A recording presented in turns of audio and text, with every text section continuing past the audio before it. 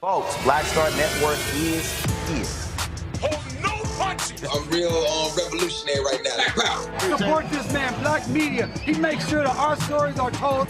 Thank you for being the voice of Black America, Roland. Stay black. I love y'all. All momentum we have now, we have to keep this going. The video looks phenomenal. See, there's a difference between Black Star Network and Black-owned media and something like CNN. You can't be Black-owned media and be scared. It's time to be smart. Bring your eyeballs home. You dig?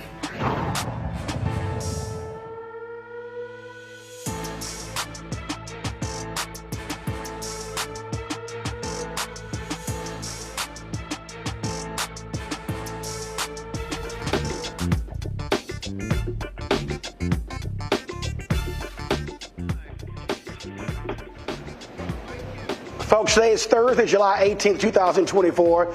Roland Martin Unfiltered broadcasting live here in Atlanta at the IBEW Hall. We're talking about the effort to unionize Delta ramp workers. They are battling the airline. What we're seeing all across the country are an increasing effort for folks to unionize and how big business is actually fighting that. We'll discuss that. We'll talk about the political implications of the most pro-union president in a very long time, Joe Biden. Will he stay in the race? Your Vice President Kamala Harris. Also, the effort to mobilize and organize across the country. We have seen this happen with Starbucks and UAW and so many others. And so how has America changed its view when it comes to unions? It's time to bring the funk on Roland Martin Unfiltered on the Black Star Network. Let's go. He's got it. Whatever the miss, he's on it. Whatever it is, he's got the scoop, the fact, the find. And when it breaks, he's right on time and it's rolling. Best believe he's knowing. Putting it down from sports to news to politics. With entertainment just for kicks, he's rolling. It's on go, roll, y'all. It's Roland Martin, rolling with Roland now. He's funk, he's fresh, he's real, the best, you know he's Roland Martin now.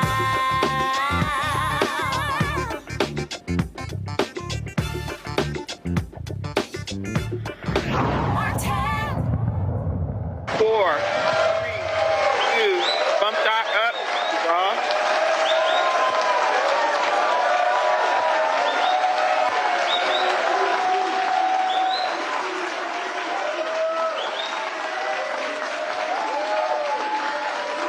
In Atlanta, the EW Hall, for a special presentation, Roland Martin Unfiltered. And we're talking about what we're now seeing all across the country, and that is workers who understand when you look at companies with record profits and how they're not necessarily sharing those with workers. You got folks who are demanding better wages, better conditions, and the way to do that is through collective bargaining. And so here in Atlanta, what you have going on is the effort when it comes to unionizing Delta ramp workers. Now, many of us fly, and we just walk right past folks all the time. When you're getting on and off the plane, the folks who are sitting here taking the bags off, when it comes to also making sure that we're able to push back on time. So many people just ignore those workers. But the reality is we saw during COVID what happens when we talk about those frontline critical workers. Without those individuals, a lot of us are screwed. But do we think about working conditions? Are we thinking about them time off? Do we think about also wages? And so that's what this effort is about. And so joining me right now to get this conversation started is the General Vice President for the IAM Air Transport, Richie Johnson. Richie, how you doing? I'm doing great, Roland. Thanks.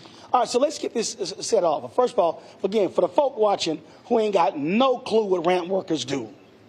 All right, well, your ramp workers are the folks that get your bags on the plane, make sure that they're there when you land in your destination.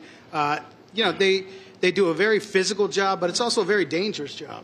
You know, a lot of people don't take into consideration just what they go through on a daily basis. You know, you're around jet engines. There's a lot of heavy equipment out there. A little noisy. It's just a little bit noisy. And let's not forget the weather. You know, this time of year, it's extremely hot. In the winter, it's very cold in a lot of the destinations. So these folks, you know, they do a critical job. And it's not just about picking up a bag and throwing it on a plane. I mean, they're making sure that your stuff is taken care of. Folks don't realize in Texas and Florida, where you have Republican governors who actually had laws passed where they said cities could not mandate water breaks for folks who work outdoors. And a lot of people just act like that was no big deal. But when you're having to work outdoors in the heat, in the cold, you're thinking about stuff like that. Of course. And look, you know, in the case of the other carriers that are all unionized, they have an advocate on their side. They have somebody making sure that those things are being taken care of. And, you know, you've got a lot of Delta workers here, and they'll tell you when you have an opportunity to talk to them that that's not what's happening out there on their properties. Because there's just nobody holding Delta Airlines accountable. So of the other carriers, how many of them, their ramp workers are unionized? Nearly all of them. I would say it's at the 95%. So United, American, Southwest, Alaska, Hawaiian. I mean, and we represent all of them. Or most of them. How long has this fight with Delta been going on? Oh, it's been going on for decades and decades, but it really reached a pinnacle, you know, when there was the merger between Northwest and Delta Airlines.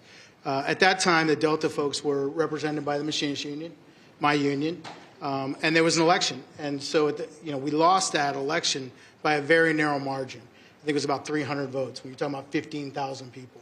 So 150 people changed their vote, and we're not even having this discussion today. But so that battle's been going on full tilt since then. There's been, it's interesting actually because, you know, there's this misconception out there that unions are out there, you know, hunting after people to organize. The reality is we were invited to this party. So explain that process for the person at home who doesn't quite understand how these things work. Because we hear about elections, we hear about companies saying, we don't like folks coming in. Walk through that process. What does that mean you were invited in? So what that means is that the employees at any carrier that are non-union, or any company for that matter, even outside of the airline industry, you know, they have to have a showing of interest. They have to come to a union and say, we want to get organized. We want a union on our property. That's employee-driven. 100% employee-driven, because, quite frankly, we'll never win an election if it's just because we want it. The employees have to want that. They have to advocate for themselves. They have to fight for themselves. Ultimately, at the end of the day, when they do become organized or unionized, they're the union. They're the ones negotiating their contracts. Of course, we're helping, we're advocating, we're giving them tools, we're teaching, we're giving them all the things they need to be successful, including our assistance. But at the end of the day, it's their union. They own it. So what then happens is they invite you in, and then what's the next step? So the next step would be to get an idea of what size unit we're talking about, how many people have shown interest to get involved, how do we build inside committees, and come up with a plan of action, both an internal and external plan for how we can have a successful drive. But before we do any of that, we talk to the employees, we have informational meetings, we get feedback from those employee groups to see just how serious they are and if it's something that they think that they can fulfill. And so these are ramp workers across the country. And so when we're talking about this election, how is that scheduled? How does that process work? Yeah, I mean, it's a tough process because we fall under the Railway Labor Act, and that's no easy task. There has to be a showing of interest. 50% plus one of the membership has to sign a card saying that they want an election. And when you're talking about a Delta Airlines, you're talking about a very significant number. So basically, you got to have like a pre-election before the election. That's correct. So 50 plus 1% has to say, we want an election. We want an election. Now, we present those cards to the National Mediation Board, who governs the Railway Labor Act. They go through that. If there's enough cards, they'll call for an election. And then, once the election happens, I will say that the Railway Labor Act has changed a little bit over the years. In fact, under Barack Obama, it changed pretty significantly. It used to be you didn't necessarily have to have 50% plus one card signed. You could have less than that. You could have a significant showing of interest, and the board could decide to have an election. But in the election, you had to have 50% plus one in order to get certified. That means anybody that didn't vote was an automatic no vote. Now, under Barack Obama, that changed. He changed that. Wow, so anybody who didn't vote was automatic no vote? It was an automatic no vote. You had to have 50% plus one of the total group vote in favor of the union. Now, there's no democratic process in this whole country that is that difficult. That you wouldn't have there'd be no elections. No one would ever get elected if 50% plus one had to vote for a single candidate. That sounds like a good idea in some places. Yeah, no, I wouldn't argue that with you. Go ahead. You know, I could think of a couple. But under Obama, that changed. And so the way it changed was you had to have a 50% plus one showing of interest of signing of cards. But when the election happened, it was a majority. And that was significant. Makes it getting to an election more difficult. But once you get to an election, those that participate decide who's going to be. So where are you in this process? Where are you right now? You know, I'm really glad you asked that because I think this is. Of course, I was going to ask that. Yeah, well, I was hoping, and if you weren't at commercial break, I might have mentioned, hey, you know, I could really use this question. This ain't my first rodeo, Richie. Well, now I know. Look, it's really important that this question is important because it's important for the Delta employees to hear this answer. Under the Railway Labor Act, the cards you sign are only good for 1 year. Okay, they're good for 1 year, then they expire, and you have to sign another card. That is very difficult when you're talking about 19,000 people in 46 different locations. Wow. Yeah, it's significant. And so this group of people that's sitting in this audience today, you know, I have to give an enormous amount of credit to both the Delta employees and the folks that are out there organizing, because we started this in November of 2022. And since that time, we have actually collected from the number of people we would need to have an election. More than 8,500 people have signed a card, which is a big deal. That's a big deal because, you know, they need to take ownership of that, and they need to know. Part of the problem with this 1 year bar, if we had 2 years, we'd be having an election today. The people's choice would have been made to go to an election. But because it's a 1 year, people get discouraged. They get tired. They sign a card and the card expires and it's been 15 years. Are we really ever going to have an election? What's the point? The point is sign another card because you're there. You did it. You got there. You made it. You got the cards you need. We get those people to re-sign their cards. We're having an election next month. So start November 2022. So expired November 2023. That's so correct. It all starts over again. So for those cards, we got to sign new cards. That's correct. They have to get a new card on file. Right now, you're in the middle of the window from November 2023 to this November. No, that's not correct. Because a lot of those cards we've gotten re-signed along the way. Got it. So part of our campaign is when a card expires to try to get out there and get people to sign another card. So no, we don't. The cards that were signed in November of 2023. You know, a lot of those have been re-signed. Got it. But not enough for us to have an election. Right. So between now and November, well, that's what I'm saying. So you have a year. I mean, the cards get signed every month, right? Okay. So there'll be cards that fall off along the way, right? And we have to get those re-signed as we go. Some people didn't sign cards in November. Some signed what number are you trying to hit right now? We want to hit at least 9,000. But I think that the reality is that we're going to come closer to 10 or 11,000. Easily, without a problem. So you have until November to do that? No. I mean, our objective is to file by the end of this fall, which would be October of this year. That doesn't mean that the campaign ends. It just means that we believe that window is very attainable. Got it. So that's that process. And so to do that, first of all, I mean, are you going city to city? I mean, how does that actually work? What is the process to get somebody to have to sign a card? Who is doing that? The workers in those particular cities? Yeah, well, are your union doing it? Well, part of the process is coming on the Roland Martin show, you know, and getting the word out. But for us, there's a whole lot of different pieces to this puzzle, right? I mean, we have a door-to-door campaign, just like you would have any other political campaign. We have, like you would do a get out the vote. We're knocking on doors across the country. We have internal campaigns. We have curbside campaigns. We have internal committees that are Delta workers that are collecting cards on the property.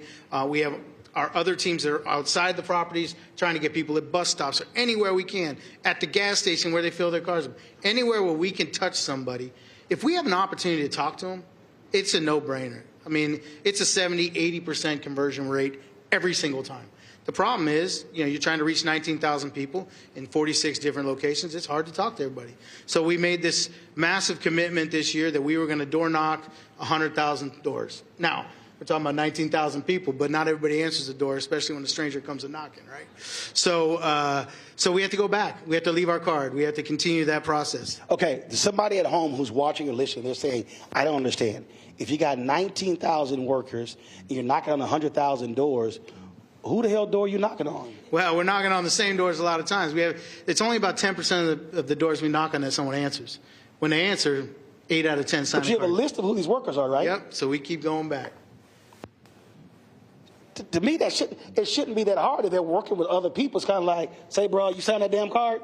Yeah, you would think, boy, but Roland, man, I wish it was that simple, but unfortunately it's not. Man, you lucky I ain't a ramp worker because I be threatening people. Sign a damn card. Yeah. Well, hey.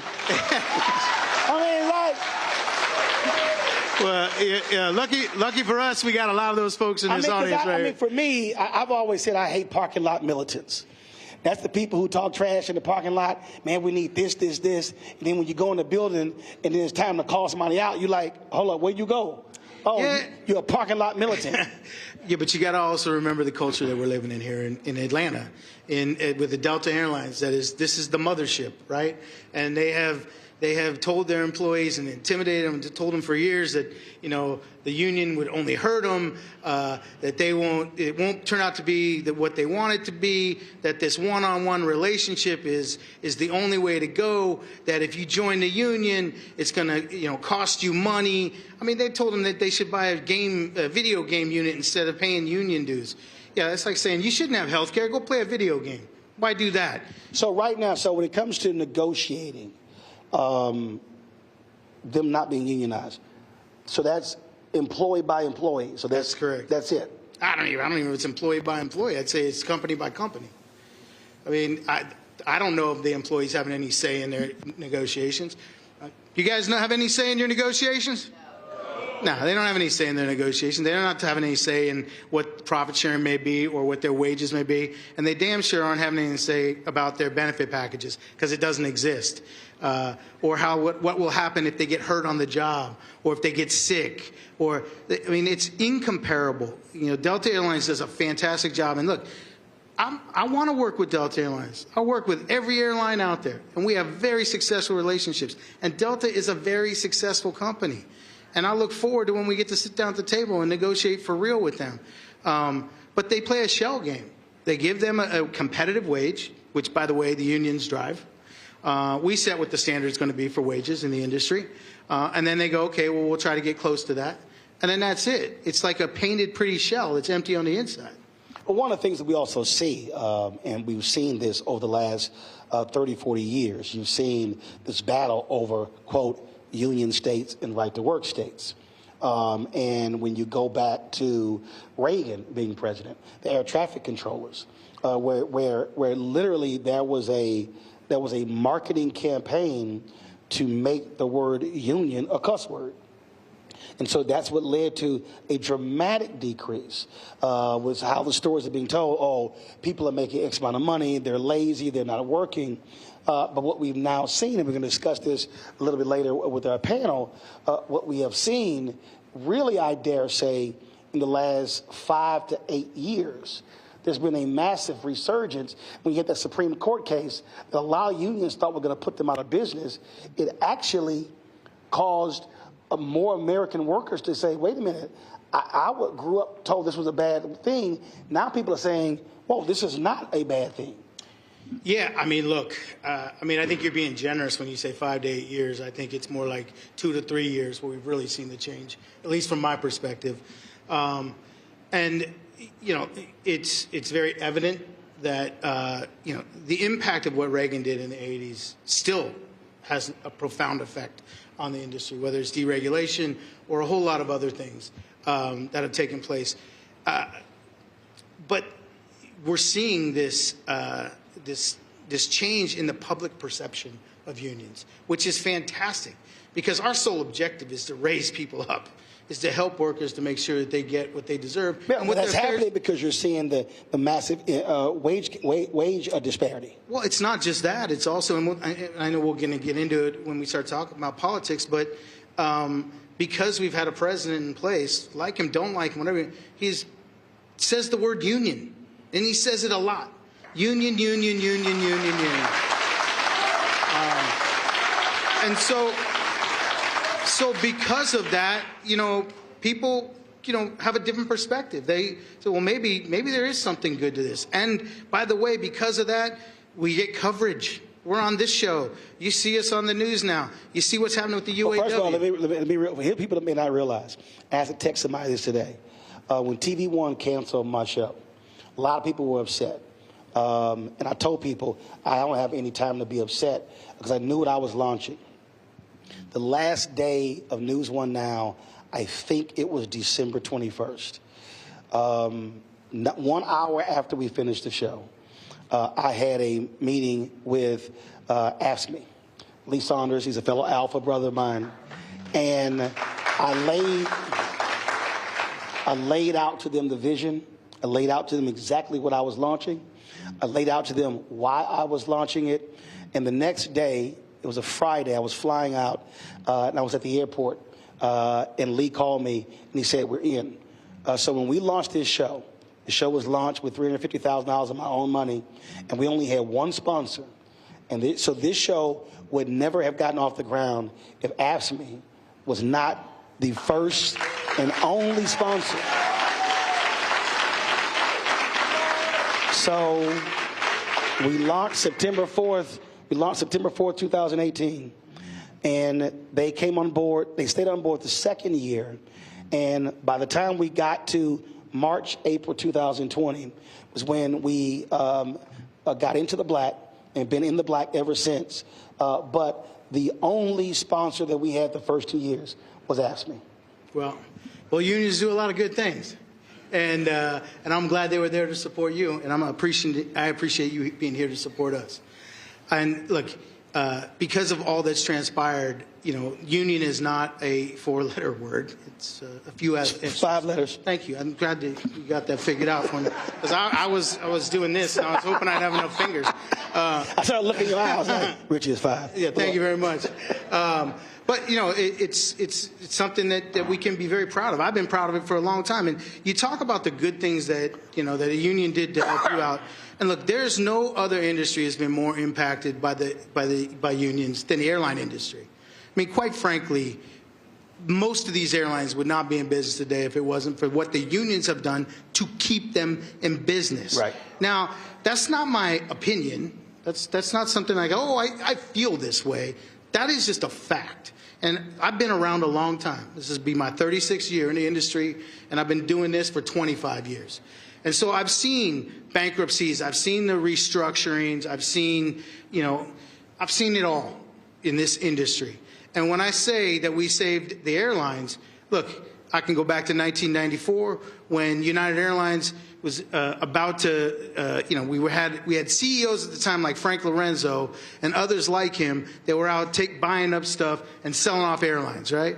Well, there was a guy at United named Stephen Wolf. He was going to do the exact same thing. It was the union, the Machinists Union and ALPA, that with their members, their employees, bought that airline, 51% of it, to keep it in business, and it exists today because of the unions.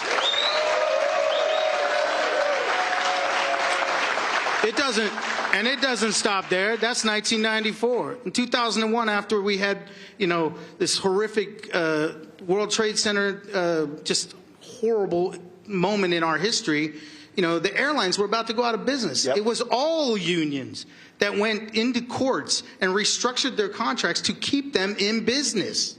That wasn't, a little thing. That was a big thing that kept all airlines, American, United, the megas out there.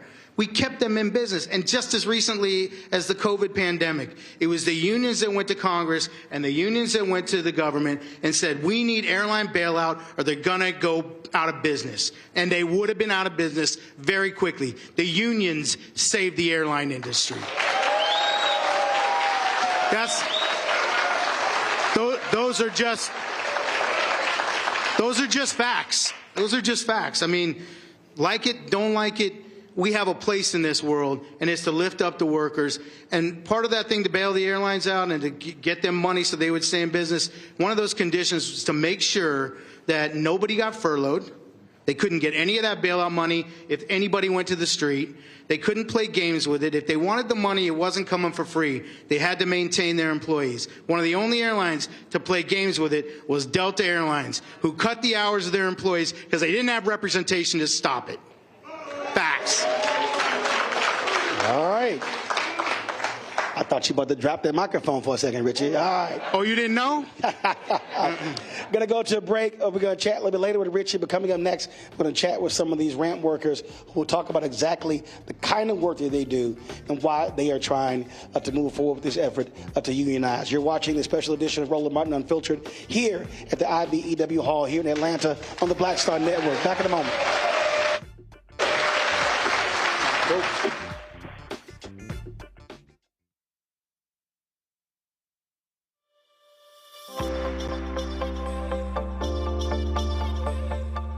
Hi, I'm Danny Glover. Sign your IAM card today. Why? Because unionization means representation.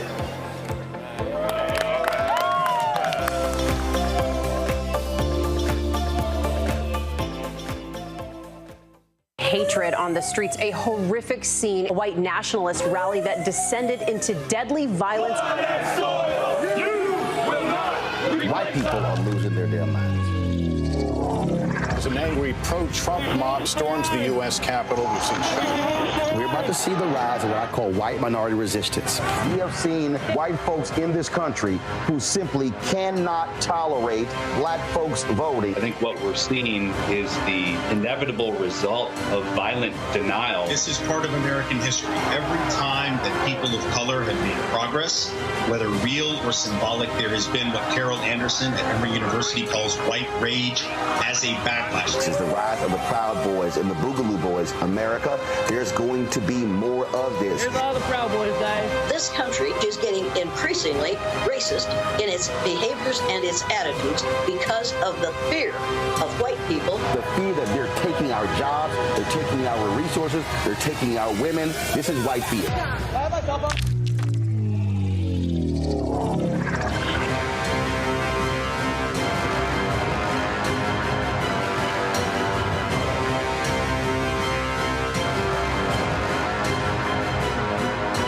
When you talk about blackness and what happens in black culture, we're about covering these things that matter to us, speaking to our issues and concerns. This is a genuine people-powered movement. There's a lot of stuff that we're not getting. You get it, and you spread the word. We wish to plead our own cause. Too long have others spoken for us. We cannot tell our own story if we can't pay for it. This is about covering us. Invest in black-owned media. Your dollars matter. We don't have to keep asking them to cover our stuff. So please support us in what we do, folks. We want to hit 2,000 people, $50 this month, raise $100,000. We're behind 100,000, so we want to hit that. Y'all money makes this possible. Check some money orders. Go to P.O. Box 57196, Washington, D.C. 20037-0196. The Cash App is $RM Unfiltered. PayPal is R Martin Unfiltered. Venmo is RM Unfiltered. Zelle is Roland at RolandSMartin.com. Me, Sherry Shepard, and you know what you're watching, Roland Martin Unfiltered.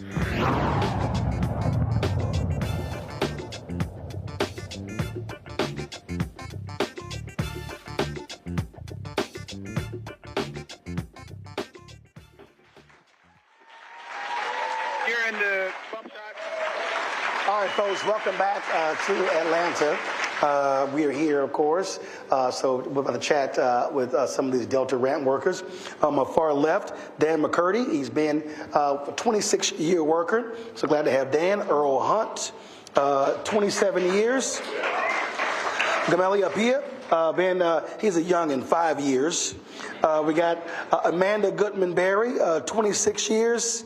Flex McGee, 24 years. All right, so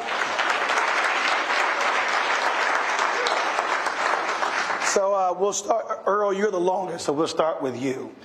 Again, for the folk who don't understand, your typical workday. My typical work day, I work on mid shift, so I'm a ramp agent. So my primary responsibility is to make sure aircraft comes into the gate safely, we load and unload in a safely manner. We have guys working on the inside in operations that's doing weight and balance to make sure the plane is balanced at a particular weight so the plane can take off at a safe rating. Manual labor work, offloading bags, offloading and unloading cargo, mail and freight. We have to do it in a safe manner to make sure our customers have a departure on time. Amanda, it's always interesting because, again, I always say we go through this life and a lot of people don't see people who literally are right in front of them. They don't necessarily think about how these things actually get done. So for you, walk through what you do in terms of and what their job is. Thank you for the question, Roland. What I do on a daily basis, I work in what we call the bag room. So when the bags come down from the top, they come to us. And it's our job to ensure that when your bag comes to us, no matter first class, domestic, no matter what it is, our job is to get that bag out 40 minutes prior to that departure so that, one, the aircraft can go out on time, and to make sure that we get it to the ramp, which is these guys who load the bags. So my job... Like my golf club. That's your golf clubs, yes. And that is in our oversight. Some of y'all heard about that, huh? Some of y'all heard. I'll make sure when I see yours. Every airline I fly, they be like, your bag's good. Your golf bag good. They don't want you tweeting stuff. Absolutely. Absolutely. Absolutely. And in the bag room, that is a part of our oversize, which is to make sure those golf clubs, those heavy pieces get to the aircraft. So there's so many different things in that bag room that is running that the public really don't know. And it is the workers who's getting those bags out there to you guys. We do that every day. Rain, sleet, snow, or shine. We make sure we get out there and get those bags out so that you can have an on-time departure and your bag can meet you when you get there. You know, Dan, it's funny. I've flown a lot, and so I'm like 800,000 on Delta, 1.2 million on United, like 800,000 on American, and it trips me out like when the storms. And people be on the plane and they're like complaining, man, why can't we take off? And I'm like, fool, there's lightning in the area. The workers on the ground can't be on the ground when there's lightning. And then because I also play golf, you typically have to wait 30 minutes after the last lightning strike to come back out. And again, that's the stuff that a lot of folk, they never think about. Those are actual human beings who are out there, so you can't just be so concerned about you taking off without realizing that inclement weather and lightning has an impact on somebody's life. Yeah, no, that's totally true. And I think that a lot of people, a lot of our customers, they love Delta. And what they should understand is that Delta is a brand. Delta is a company. There's people behind that logo that make it happen every day. So we do. I had a very good friend of mine who, we put our lives at risk every single day. I had a good friend that was crushed by 2 tugs. That was like 5 years ago. And he hasn't been right since. Like he's messed up for the rest of his life. Wow. So, yeah. The Delta brand, I appreciate that our customers love it, but they should also understand there's faces and families behind the scenes. And Flex, and when we talk about it, faces, I mean, we're talking about not just workers. We're talking about healthcare. We're talking about days off. We're talking about bonuses. I mean, just like every other person, in terms of on their job, there are things that if they say, I do a great job, I want to be compensated for that. That's really what we're talking about here. Quality of life when it comes to their work. Yeah, Yeah, quality of life when it comes to work, I mean, that's important to every worker out here nowadays. Nobody wants to come to work and feel super stressed to do their job. Currently, in our situation, many of our employees or my coworkers, we're all super stressed to actually make the metrics that are set forth by the company. Like this, here we are in a customer service position, and they want us to move like it's production sometimes. And regardless of how much staffing we have or whatever's going on, they're still going to want to make their metrics. So that's part of the reason why we're here trying to organize now, to make them understand, like Dan was saying, it's real people behind these numbers, and we need them to respect that. Gabelli,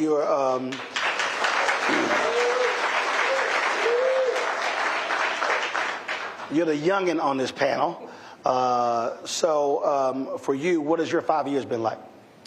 My 5 years has been interesting. Okay, anytime somebody start off saying it's been interesting, they trying not to really go there. So how has it been interesting? It's been interesting because I've done ramp work before for another company, another Fortune 500 company that had a union. So it was real eye-opening for me when I came to Delta and see a company without a union. What's the difference? The equipment, staffing, healthcare, basic respect. You know, I can go on, but those are just a few of the things that was shocking to me when I got and I'm sure you're sitting there going, man, over here they like, look, dog, we ain't trying to hear all that, okay? We ain't got, just see, you probably had them conversations. And that's the challenge with a lot of my coworkers, because for a lot of them, it's the best job they ever had. So when you say it can be better, a lot of them don't believe you. And the other shocking thing is when some of my coworkers who are anti-union, I've been in a union before, so I know the benefits of having the union protection, and I'm telling you it's better, and they will argue you up and down that it's not better, but they've never been in a union before. So that's always shocks me. So for the five of you, how have y'all dealt with that? What have those conversations been like, you trying to persuade your coworkers to go along with this? Anybody can jump in. Well, I know in Philadelphia, it's not really that difficult because Philadelphia is basically a blue-collar city. So, an example. So you're in Philly? Yes, I'm in Philadelphia. You? I work here. Atlanta? Minneapolis? Atlanta. Minneapolis, okay. Go ahead, Earl. For a prime example, when I was Northwest many years ago, half of my career is 14 years has been with Northwest. The other 13, 14 has been with Delta. It's always, when I was with Northwest, where we used to have teachers, policemen, firemen. They used to take this as a part-time job, and they used to work there for many years, 10, 15 years on a part-time basis. When the merger came, and we had lost the union, like Richard was saying, probably about 300 to 500 So you had a votes. union at Northwest? Correct. Go ahead. We had a union at Northwest. We was fully unionized. 6 to 7 work groups was fully unionized. So what happened was, when the merger came about, by federal law, there had to be a union election for the survival, if the union was going to survive the property or not. So we had lost roughly 300 to 500 votes. Then we had to transition over to Delta into the non-union world. So what happened was, when that came about, all of our work rules, all of our benefits that we had with Northwest was basically gone. For an example, in the Northwest world, we used to have what was called OJI, or on-the-job injury. And what it is, every time you swipe in, you will get an accrual of a certain hour, and it builds up into a bank. And that OJI, that on-the-job injury, was used for, if you got hurt, you will get compensated. We used to have sick time at Northwest. Same scenario. You come into work, you swipe in, and it's accrual. It's a bank of hours. When we came over to Delta, it was basically gone. Delta, and the type of work that we do, all 5 of us on this panel, It's a manual labor. It's a labor job. It's physical. Correct. It's a labor job. So when people are stuffing them bags, somebody has to lift, carry, toss, all that. Correct. And when we transition over, Delta workers have no sick time. Delta workers have no OJI time. No sick time? Correct. No sick time. No OJI time. So what happened was when we came over, when the union was voted out and we transitioned to Delta, whatever hours that we had, I'm not sure what the math, Dan, I think you can really get to me on that, is that it was a calculation where it got converted into certified time. But that's something that you will really never use. So our sick time and our OGI time was basically gone. So what Delta uses is called PPT, paid personal time. They use it for anything. If you call out sick, it goes off PPT. If you want to leave early, it goes off PPT. But we don't have a true sick or OJI time. And that's the same thing if you go on short-term disability. We only get 60% of that. 40% is being withheld. So I was hurt. 40% of your salary? Correct. Got it. It's just only 40% of your salary. So, I'm sorry, 60% of your salary. You're only getting 60% of your salary. Right, 40% is being withheld. Yes, it's being withheld. So for a job that we do every day, and then you're only getting 60% of that, that's unacceptable. And that's been going on for years. So have you had these conversations with workers, and what is that? Have you dealt with the resistance from some? Actually been on injury myself, and I'm dealing with that now because I'm on 60% of my income because of an injury to my hand.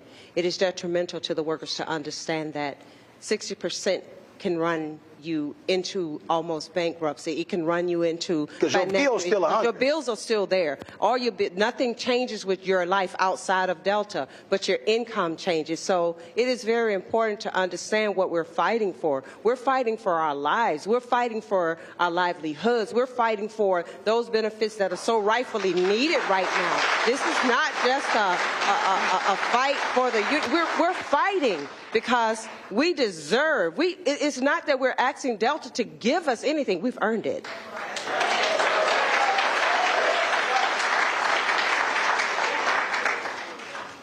Yeah, I mean, I don't know how to follow that up. You're exactly right. We have earned it.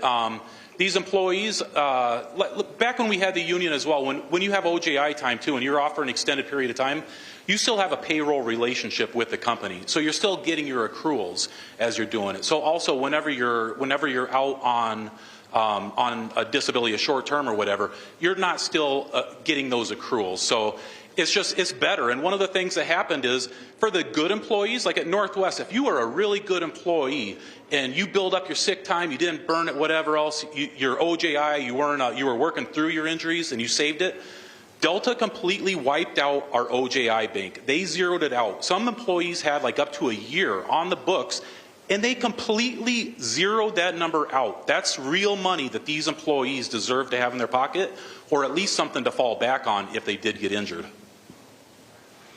When you talked about the conversation, and you're absolutely right, and we've seen this in other efforts with Amazon, with UAW, and others. You've had pastors and other people say, oh, no, don't do this. Because for a lot of people, it's fear. There's the belief that, oh, if we do this, I'm going to lose my job. If we do this, we're going to see massive losses.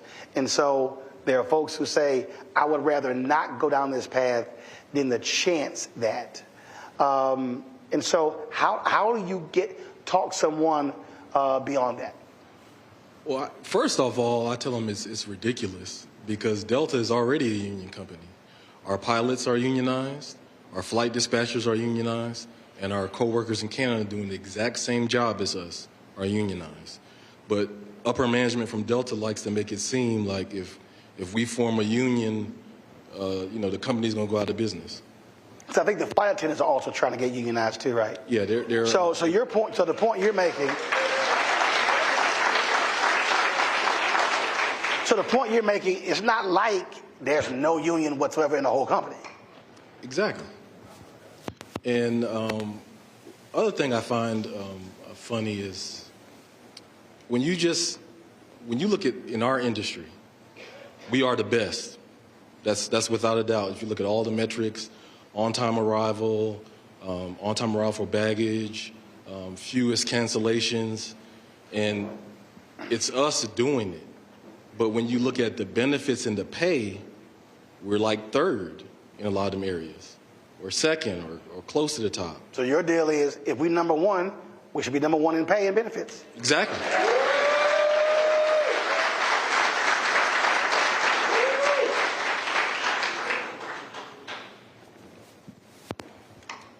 So I want to answer your original question about talking to our employees. In Atlanta, like Delta's brand is huge, and this is it's like a legacy job here. Everybody wants to go to Delta or Coca-Cola, so they feel like once you get in, you just don't want to rock the boat, because this ain't a job you want to go home and tell your family you messed up.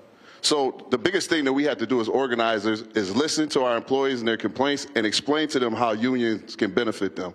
Education is the main part. Listening is the first thing, but education is the next thing you have to do to educate our co-workers on the advantages of having a union. Like you hear my brothers and sisters up here tell us about instances of OJI and sick time and how we're number one. We hear this stuff, but people don't always understand how our job plays a part in that.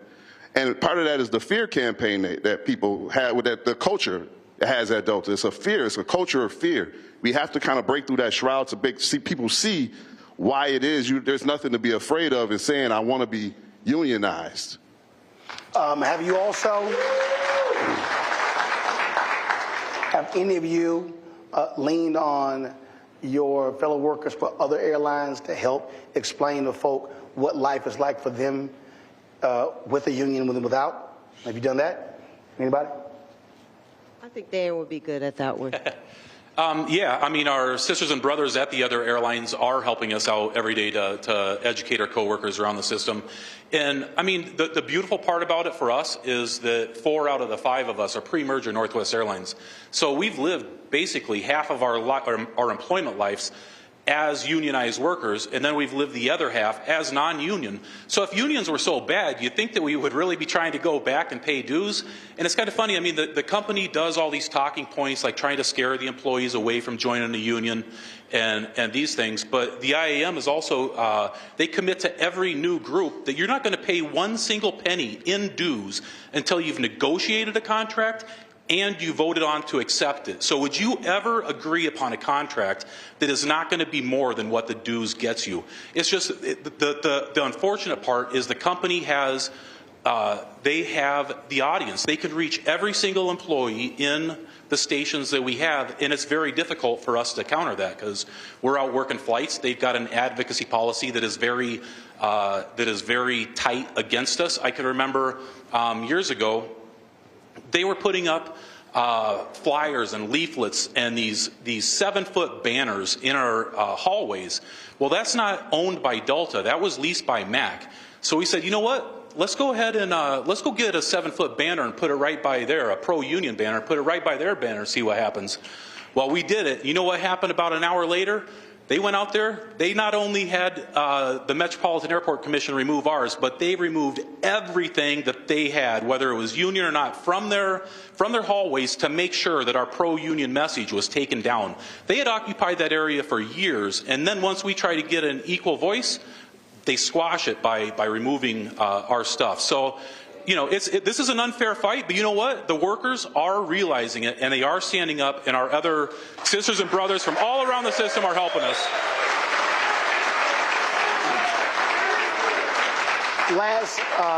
Last question for you.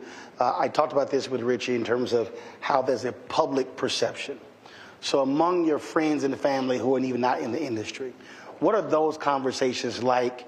Are you seeing a change in how they perceive unions when you're having this conversation?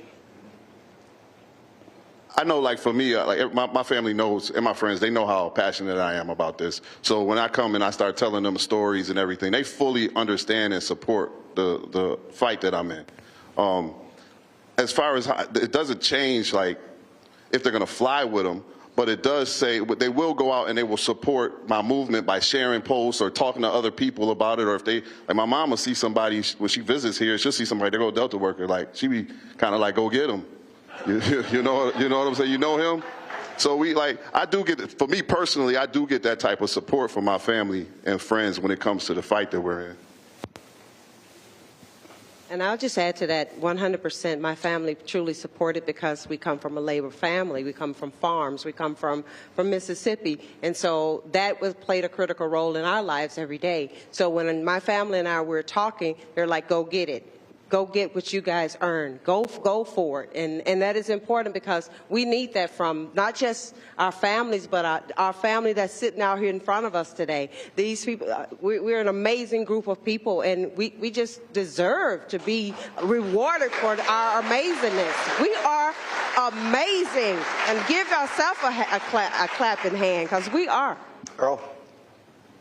My thing is, it must be in my blood, because I had 4 uncles that were in the airline industry, U.S. Airways, U.S. Air, and same thing. My wife, when I come home, she asked me questions, what's going on? I said, it's a calling that I have to do, because when I was Northwest, we had a voice.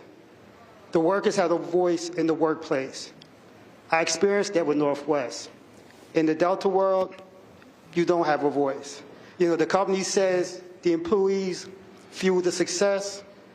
Well, if the employees fuel the success, let the company be neutral. Let us have our part and have this campaign go the way we either will vote the union in or vote it out. Give us a neutrality. That's what we ask for. Go ahead. And I like what Earl said, because the last couple years we went to the shareholders meeting, and a major shareholder at Delta introduced a neutrality agreement, neutrality clause, and Delta voted down. So to me, if you really respect your workers and you're progressive like you say you are, and you make these donations to the King Center, all that's great. But, and DEI is a buzzword now, but to me, the best practice of DEI is with your current workers. All right, Dan, go ahead. Final comment, Dan. Yeah, I just wanted to say, it's about employees having a voice. Like, voting is a fundamental right in the United States to solve an issue, and that's the only thing that we're asking for, is quit interfering in our right to decide whether unionization is right for us. Let us vote. Let us decide. And it's curious that they don't want us to have a voice, because they do things in the workplace, like bump caps. Seriously, these are plastic helmets, basically, that we wear on the skull of our head. And we all know how hot it's been getting out here.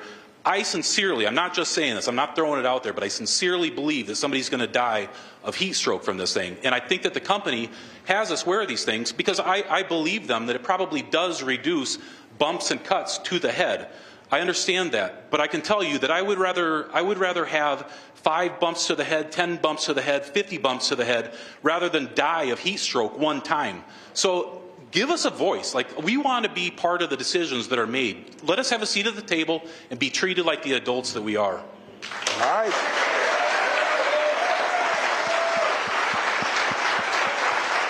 Appreciate all of you sharing your stories. We're going to go to a break. We come back. We're going to talk about organizing. A lot of people love talking about how we need to do certain things. The reality is, if you do not organize, if you do not mobilize, that doesn't happen. So our next panel will have that conversation. You're watching Roland Martin Unfiltered on the Black Star Network. Don't forget, support the work that we do. We're the only daily news show that targets African Americans in this country. I say this all the time, the work that we do, you're not going to see it with Black Enterprise or with Essence or with Blavity or with Agrio or any of these folks. We're the only one who does this show 2 hours a day, plus the other 5 shows we have on Black Star Network, speaking to the kind of issues that matter. Your support is critical. So many of these companies, you see their ads running on Fox News and CNN, MSNBC, but they don't support black-owned media. So your support is critical. So Join our Bring the Funk fan club. Check in money orders, P.O. Box 57196, Washington, D.C. 20037-0196. Cash App is $RM Unfiltered. PayPal is R Martin Unfiltered. Venmo is RM Unfiltered. Zelle, Roland at RolandSMartin.com. Roland at RolandMartinUnfiltered.com.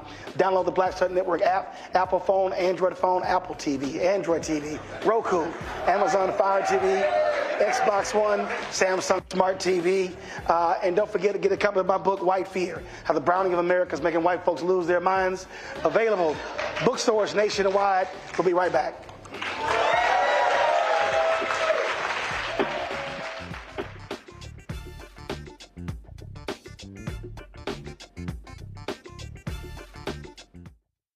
Coming soon to the Black Star Network. I still have my NFL contract in my house, having a case. It's 4 of them, for my 4-year contract. I got a $600,000 signing bonus. My base salary for that first year was $150,000. Matter of fact, $150,000. $150,000. That's what I made, $150,000. Now think about it. My signing bonus was a forgivable loan, supposedly. When I got traded to the Colts, they made me pay back my signing bonus to them.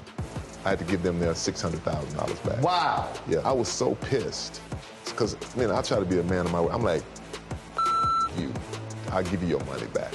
Even though I know I earned that money, right. I gave them their money back. I gave them $600,000 back. But yet, I was this malcontent. I was a bad guy. I'm about the money. It wasn't about the money. It was about doing right. Because I looked at, because you look at contract. Look at John Elway. John Elway was making $1 million, $800,000. I was making $150,000. I was doing everything. And I'm like, but yet I was, I got so many letters, so I just play for free and all that kind of stuff. You don't forget that kind of stuff. Right. That stuff is hurtful.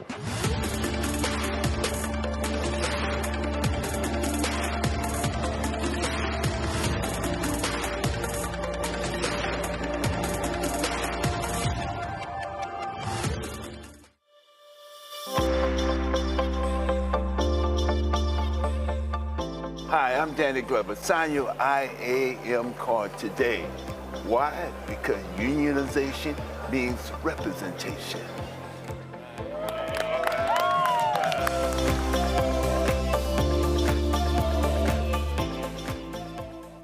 On a next, A Balanced Life with me, Dr. Jackie. How are you being of service to others?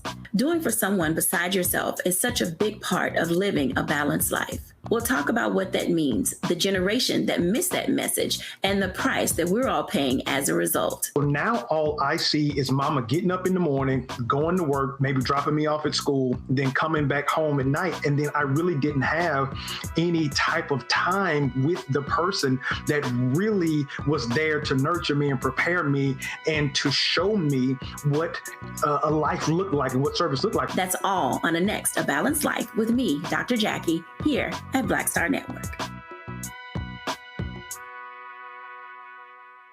Hey, it's John Murray, the executive producer of the new Sherry Shepherd Talk Show. And you're watching Roland Martin Unfiltered.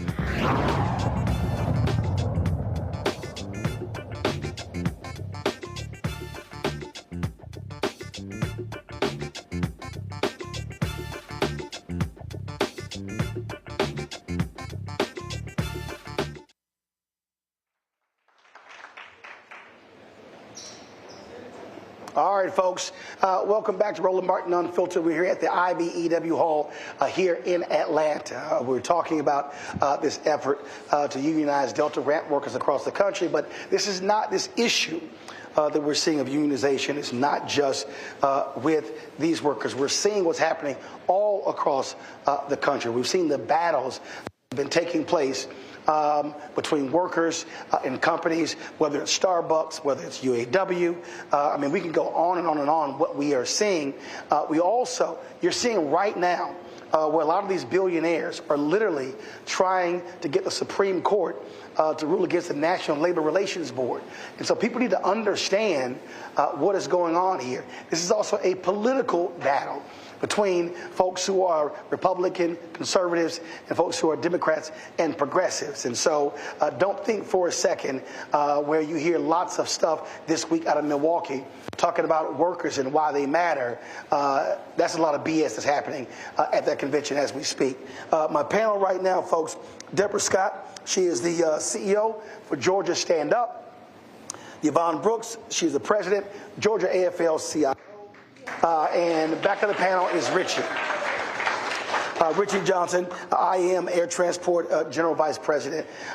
So let's talk about really the condition that we are seeing right now. Starbucks is a perfect example. I mean, they literally have tried to shut down stores because the stores tried to unionize. I mean, you have folks who are billionaires who are putting a level of demand on workers across this country. We saw there was a recent vote where you had the governor of South Carolina weighing in on these efforts. You've got politicians saying, oh, this is going to kill us because a lot of these southern states, they're trying to attract major companies, Boeing and automotive companies as well. And so what people have to understand, you have regular, ordinary people who are going up against major corporate interests and billionaires who do not want to see workers mobilizing and organizing. So first I would say, when our rights are under attack, what will we do? What will we do? Stand up and fight back. That's what we're going to do, is stand up and fight back. We are in the home of IBEW, but we're also the home of the South. Everything that happens in the South starts here in Atlanta. Atlanta influences everything. So we know Delta comes to Atlanta. We know these workers deserve a union, and we're going to keep fighting for it. We are part of the community, and the community stands with you. When I see IAM, I remember Martin Luther King saying, I am a man. I am a human. I am a woman. So what we see is that you are deserving of a union if that's what you want. We support you. You can't win this alone, and we stand here with you. We believe in organizing, mobilizing, and strategizing, and this is the perfect time. This is an election year. So as you sign those cards, those union cards, also make sure you register to vote and get it done.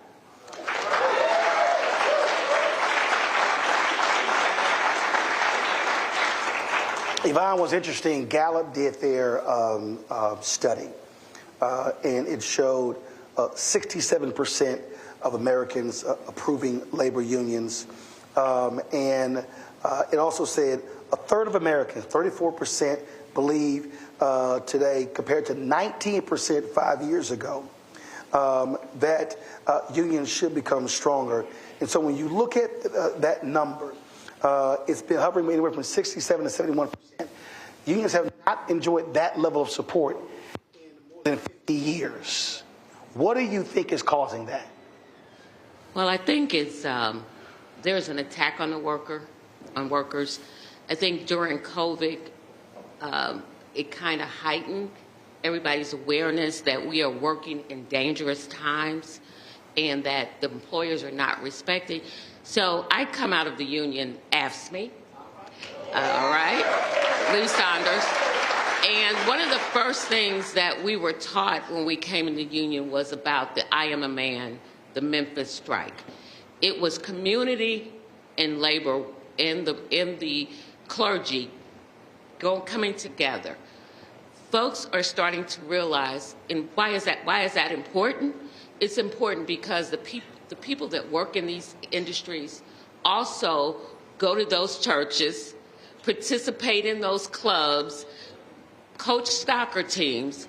And so if they don't have the time or the respect from their employer to get that time to go and help and be in those communities, then it becomes a problem.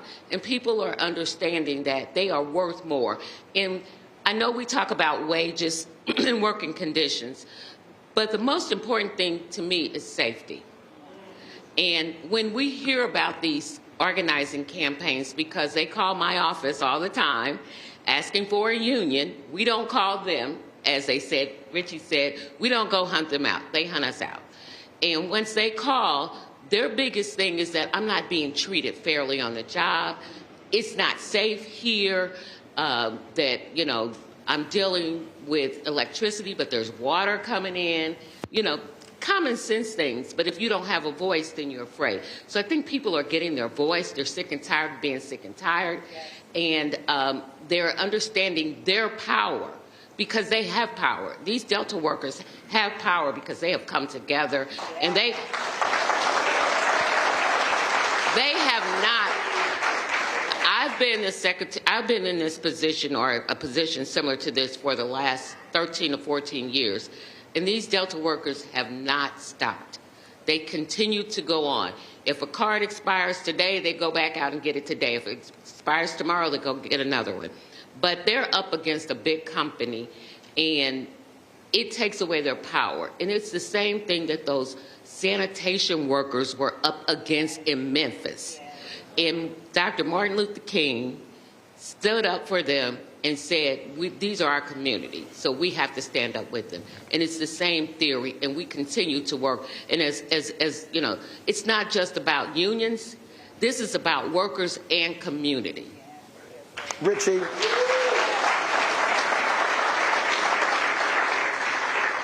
6 years ago on June 27th, the Supreme Court Janus decision came down. That was Janus versus AFSCME.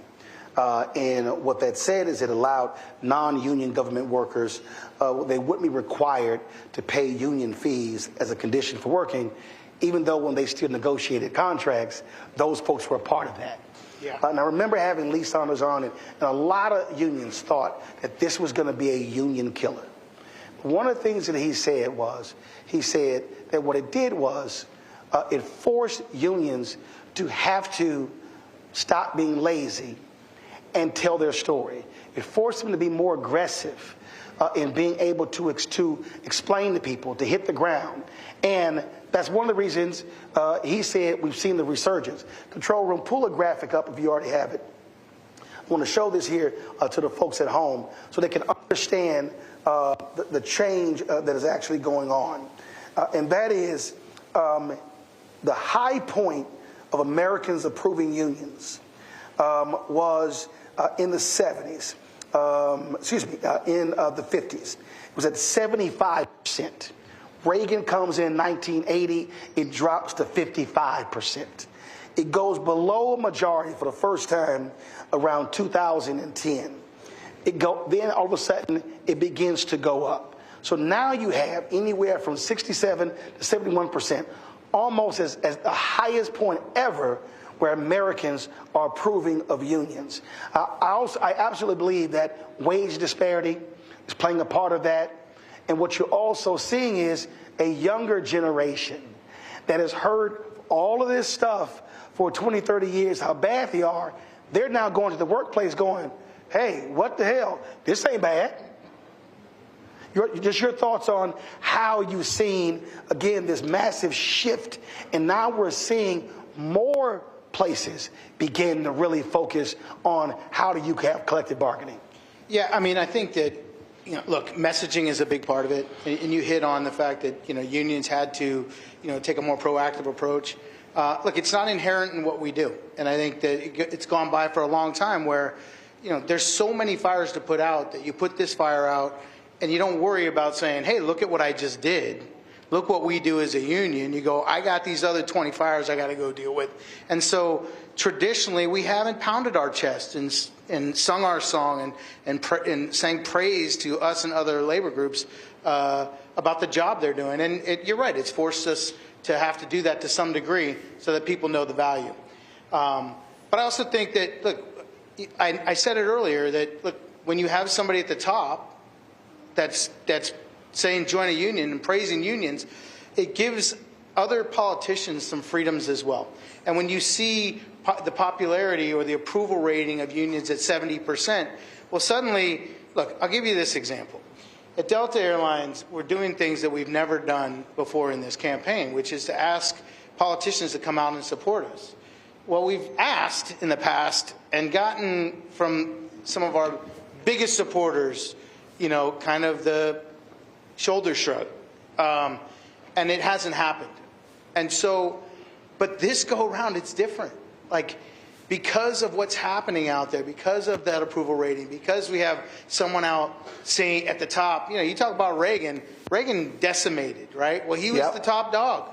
He was the top dog. And now we have somebody that's there that's saying, hey, join a union. I'm going to help unions get stronger. I'm going to help them. And he's done that. Well, he was just, I think it was the NEA just had a convention, and he was supposed to speak. But because the staff at the NEA launched a picket, he wouldn't speak. Well, look, he also walked the picket line for the UAW. And by the way, when we had our issues with the railroads and the world saw it, it was on a national stage, he said, what do you need from me? What do you need? He literally, I was at the AFL-CIO convention. He came to us, not his people. He came to us. Joe Biden came to us and he said, what does the Machinists Union need me to do to help with this rail situation? And we told him what we needed, and that night it was done. So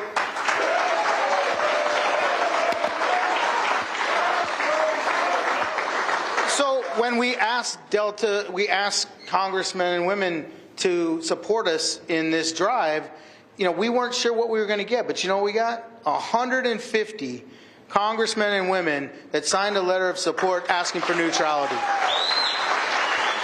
That's a big deal. And I could say, and I can say proudly too, that it was not just Democrats. There were 5 Republicans of the 145 Democrats. Just saying. But there were 5 Republicans that have fought for us, and when they fight for us, we'll support them too. And then we asked the Senate to do the same. And the senator out of California, LaFonza Butler, senator from California, she spearheaded it. We now have 28 senators that have signed on to this, including the senators here in Georgia, Senator Warnock and Senator Ossoff, that have stepped up and signed on to this stuff. So, look, we have to do a better job of messaging. We have to get out there and tell them what we're doing. I know from my organization, we talk about that all the time, and we've done that, and it's important to tell our story. Just like it's important to tell the story I told earlier about the role that unions have played in the airline industry, it's important for us to tell the story of what unions are doing for everyday workers every single day to make their lives better. So with that, obviously I got to get your thoughts on what's going on right now. Unions have stood strong with President Joe Biden. They reaffirmed their support for him. But based upon what's happening right now, he likely is going to pull out by this weekend. Massive pressure against him. Former Speaker Nancy Pelosi. Washington Post has a story saying that essentially Obama thinks he can't win. Reverend Al Sharpton gave an interview with the New York Times today, said they talked on Monday, and he said the president should be thinking about his legacy. And so what do you make of literally the most pro-union president in decades? Somebody who has done amazing things. You talk about the Teamsters pension. If you talk about with the railroad workers, all of those different things. You have a battle, a war going on right now, and it's not just a war for a lot of Democrats, donors trying to get him out. I've been saying this here. They also want to get Kamala Harris out.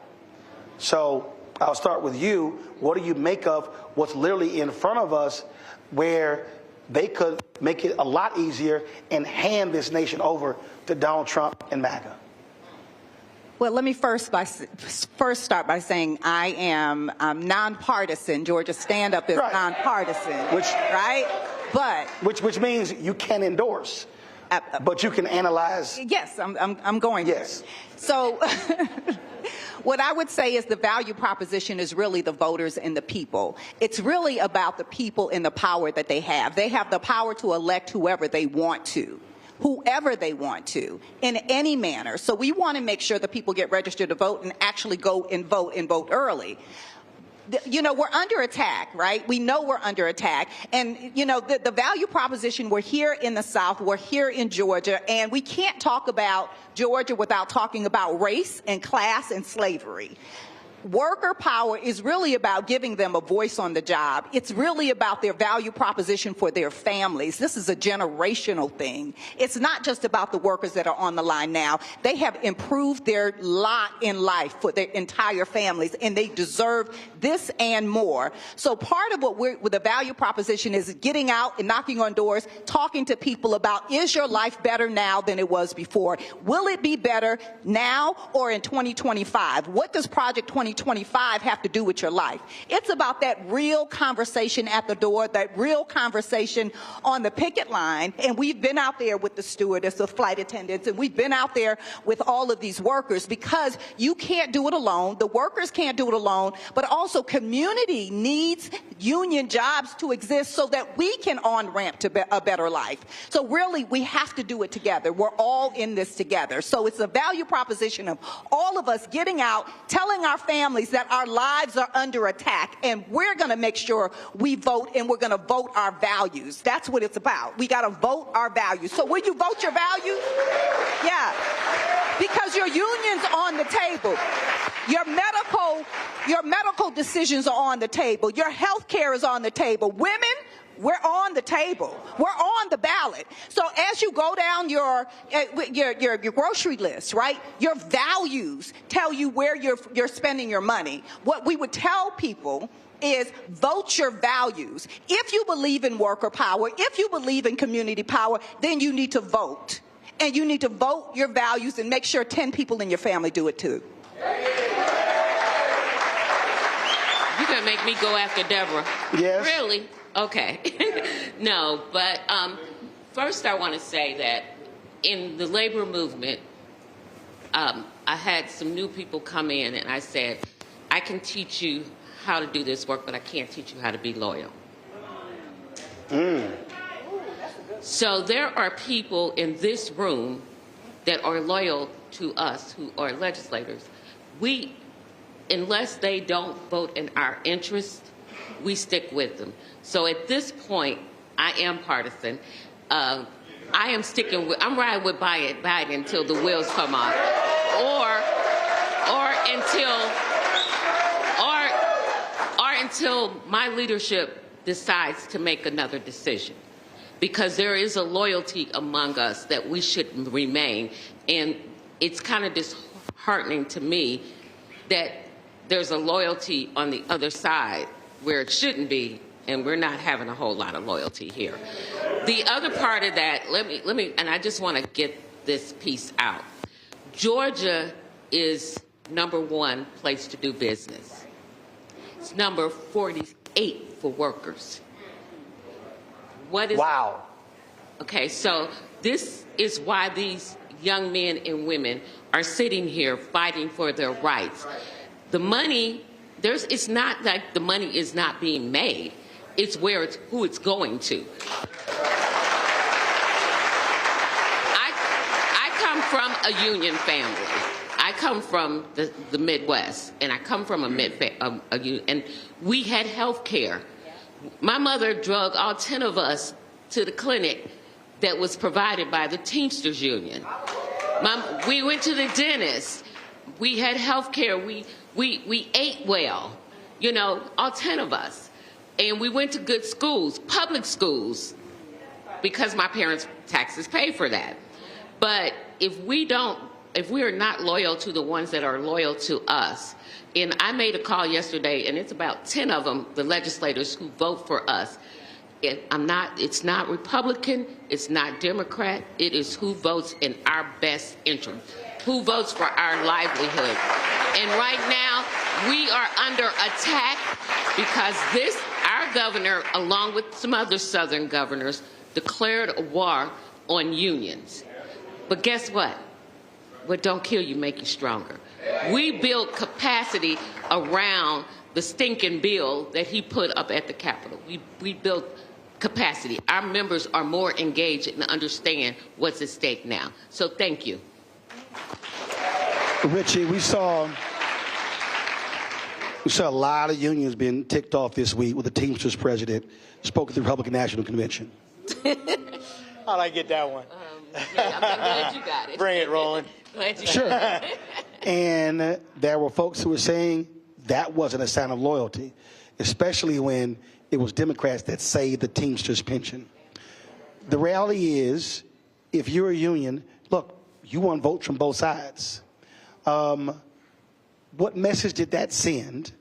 And you still have to deal with the reality that that's a party that is absolutely opposing nearly every union effort in America.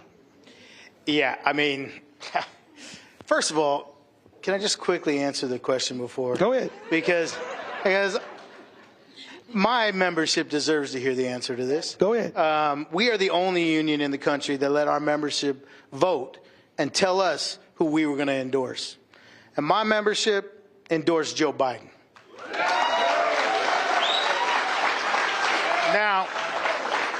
Now, until Joe Biden tells me otherwise, we're riding with Biden. All right? That's just, hey, I gotta tell it like my members have directed me to do so. Right. As far as Sean O'Brien, I know him well, actually, and I'm not sure where the idea or who advised him or why he thought that was a good idea. I can say personally that there's no way on earth that I would do that for a wide range of reasons. And look, I have a significant portion of my membership that are Republicans. They have an opportunity to vote too, right? And so maybe he was thinking, I've got members that are Republicans, I got members that are Democrats. I don't know what his mindset was or why he did what he did, but the problem with that is that he compared Democrats and Republicans and when it comes to labor, and there is no comparison. There just isn't. I mean, again, it's not my opinion. These are just facts. As you said, 145-5. Well, not just that. Let's talk the PRO Act. All right? The PRO Act is the most pro-union legislation. Okay, there's somebody at home, somebody watching, listening. They don't know what the PRO Act is. What is it? It's about making organizing, just to simplify this, making organizing more realistic and easier to do. Got it. And, it's not like a huge advantage, but it changes the dynamic so that it makes it more of a possibility. It's the most progressive language in that regard for the labor movement in my lifetime, okay? And there are 48 senators that have signed on to the PRO Act, and they're all Democrats. Every single one of them. Republicans, by the way, out there listening, if you're listening, by all means, sign on. We'd love to see you. We want you on that sheet, just like those congressmen that signed on to our letter with Delta. You support us, we'll support you. But that doesn't happen. That's just not a reality. I mean, look, whatever your personal views are, if you're talking about from a labor point of view, there's only one party that supports us. But not completely. There are those random folks out there. There are a couple of them that have been supportive. But it's very rare. And, do not take my word for it. Whatever you're doing, I'm looking at the camera. Don't trust what I'm saying. Go look up their voting records. It's very public. You can see what people's voting records are on labor issues. Like I saw when Trump picked J.D. Vance, I saw something in this. This person was like, "Oh my God, he's great for workers." Then the AFL-CIO put out a graphic and it was like 0, 0. Yeah, I mean, so it's kind of hard to say you're great for workers. The AFL-CIO goes, you get a 0 and a 0. Well, look, photo ops are nice. Great. Thank you. You showed up at a picket line or you showed up at something. That's great. How did you vote? Right. How did you vote? Because the rest of it's all nonsense. I think there's a video.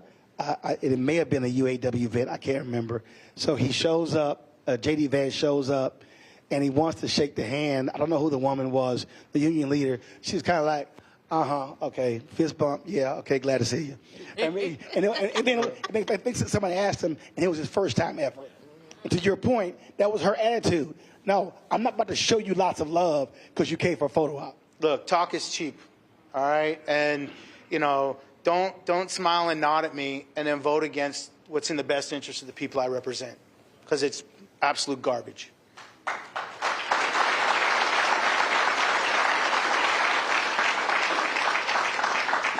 Again, what we're now seeing, because we're in uncharted territory.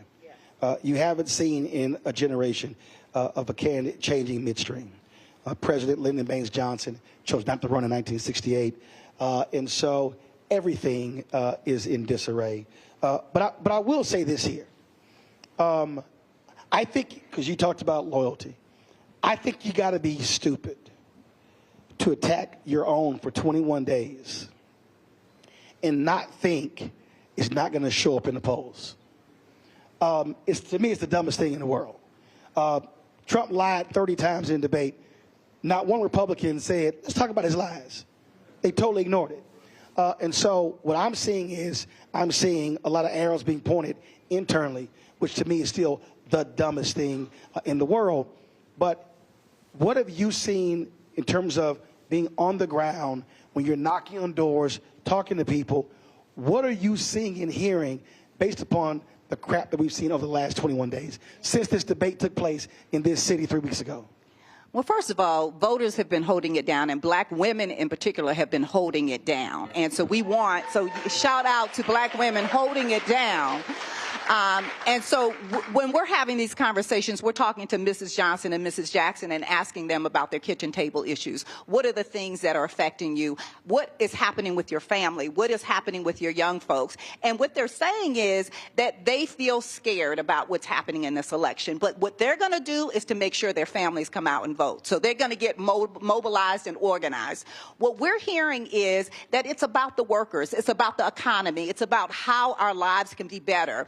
But we're in control. So I don't think that everyone is as focused on the leadership of these parties as much as the values of these parties. And that's what we're honing in on. Where are your values? And make sure you vote your values. So I'm from a union family, born into a union family, married into a union family. So we're union all day long. But we're first community. We're first black. Right? We're black and we're community and then we're union, right? So we also have to serve the community that is also supporting you. So I invite you to continue to serve and support the community that has allowed you to live the lives that you're living now. So black folks have helped with this economy in the South. Black folks are on this ramp in the South. We need black folks to recognize that they have power, and they have more power if they work together. So we're talking about organizing together around issues.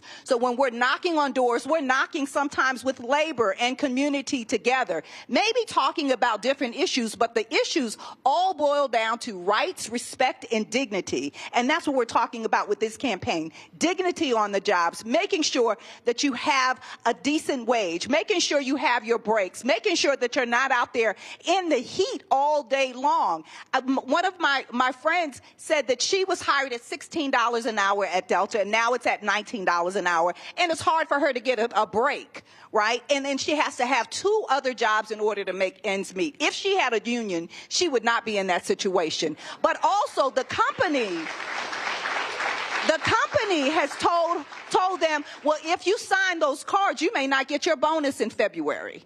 Right? Do y'all get bonuses in February? So, yeah. So your chair, that's a fear tactic. Don't fall for it. So if you're listening, if you're a worker on the line and you're scared to sign a card, what we say is we're not scared. We're not scared. Don't be scared. Sign the card. Organize, organize, organize, organize. When our rights are under attack, what are you going to do? Sign the card and organize. Organize, organize, organize. So when your rights are under attack, what will you do? Stand up and fight back. Yvonne, I've been having a lot of conversations with people over the last several days. And what I've said is you've got rich donors who have said to Joe Biden, we're holding our money, we're pulling our money. One guy's on the record is telling Adam Schiff, if you do not come out against him, and if the other senators do not publicly come out against him, I'm not giving y'all any money. And what I've said is, donors may have lots of money, but they only got one vote. And the reality is, you cannot win an election without the votes of the people. And what I've been saying to people on my social media, on this show, is you are the ones who decide the leadership. So these donors can get in these rooms and these fat cats can decide if they control the party. But the reality is, folk got to speak up. And I've said, listen, if President Joe Biden opts not to run, there's going to be a civil war if they don't pick Kamala Harris. And I've said to people, let them know, F around if you want to, but it's about to be a problem. You're about to find out what's going on. Because, to your point, if you don't have the people, you have nothing. You kind of need them, and that can't be lost, I think, on a lot of these, elite Dem operatives that regular, ordinary folk chose Biden-Harris. And if you're going to beat Trump, that's the only way you're going to beat him. It's not going to happen with some rich donors in California. I agree, and that is why all of our efforts, Deborah's, ours, Stand Up, the Georgia AFL, and all of our affiliates are out there educating. We have to educate. I say this all the time to my staff. We got to get people to connect the dots. I know they hate when I say that because I say it all the time. I say it all the time, too. Oh, okay, see? And it is over the last election cycle when Warnock was in the runoff, the number of folks in the union that voted right rose because we went on a serious education. Why do you need to vote for whoever? You have to, the PRO Act was part of it. We have not supported people who have gone against us. We have people in our state legislature. And the other piece to this, it's not just who's in that White House. We have a full slate of folks that have to get elected this year. And we are ready to fight, to educate, to mobilize, energize, all of those good words that we use. But it's not words, it is actions that we are in process. We started doing our campaign last year. We didn't wait till August or September as we usually do because we know we're in a fight for our life. We're in a fight for our lives, for our members' lives, for our families' lives. I have grandchildren that I don't like them to see how this world is right now. So we have to really fight and educate.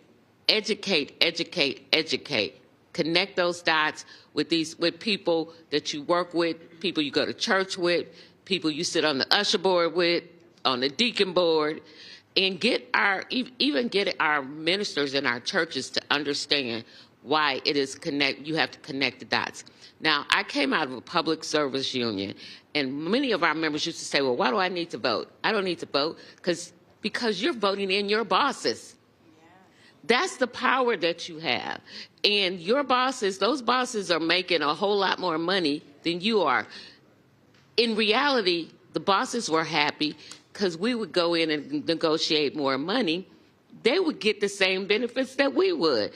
But we got to get our members to understand that it's okay to speak your voice and to want more for you and your family and not to have to go work 4 jobs and never see your family because you don't have a family then. You have jobs. That's it.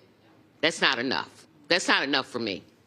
I've been a single mom, not a single parent, but working more than one job to make sure that my kids had what they want. And sitting at football games like this because I'm so tired. That's not a quality of life. You want a quality of life.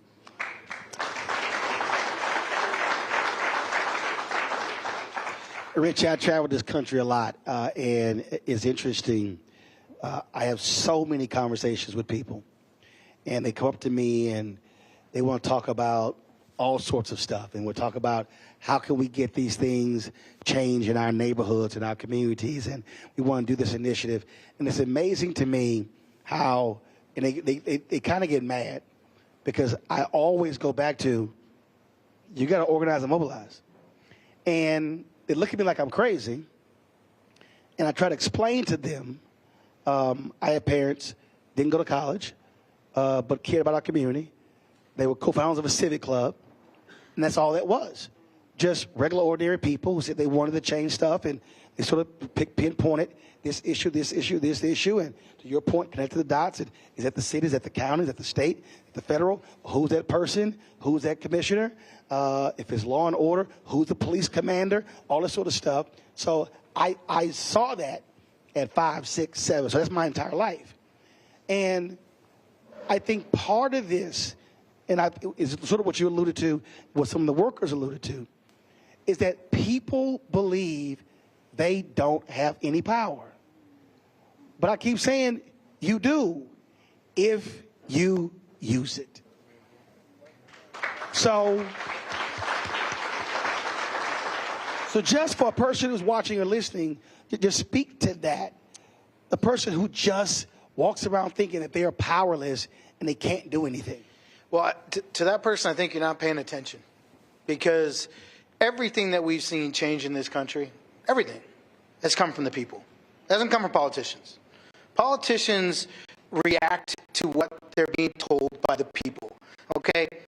We can do as recent as the guy that's running for President, Trump. He suddenly changes his position on abortion. He wanted a national ban on abortion, but the public didn't want that. And so now it's... He actually still wants it. But he stopped talking about it. But now, even in his debate, right? You know, he's like, but I got to get elected. Guess what? That's the power of the people. And that's not just Trump, and it's not just Republican or Democrat.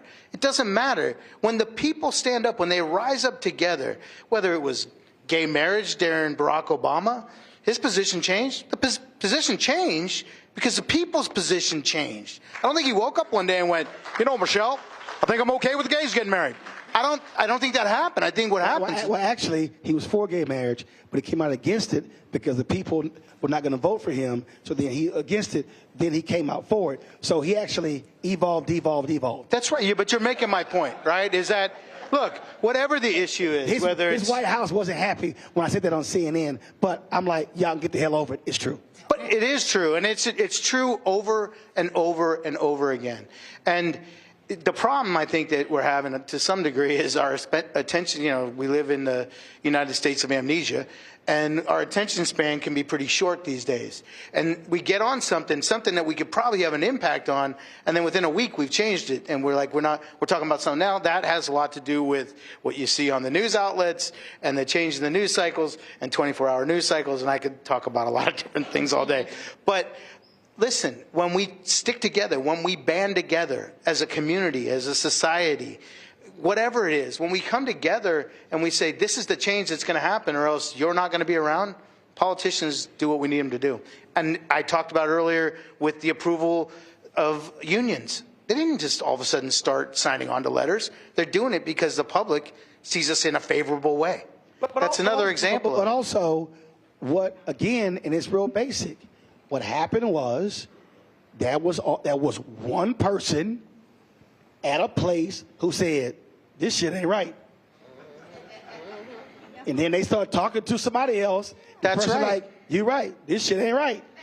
And so 2 people, then talked to 2 other people, and the 4 talked to others, and now it's 8, now it's 16, now it's 32, now it's 64, and now you go from a singular idea to a movement. So what I keep saying to people is, as long as you as an individual are frustrated and you don't make an effort to talk to somebody else, and then y'all go, man, what can we do together? Then you're just going to be walking around being frustrated. And I think what's happening, and we're actually seeing it in the data, people are realizing, wait a minute, if somebody else is negotiating for all of us, that changes than me trying to just get what I can by myself, because it's harder to get something by yourself. Yeah. Well, you just described the Delta organizing campaign. Right. Yeah. Now we're talking on a grand scale, a national scale, but what you described is exactly what we need to be doing and what's happening at Delta Airlines. It started small, it's growing, and it will see the finish line, and it'll see it very soon because the people stood up and said, we want this and we're going to make it happen. That's right. That's right. Yeah.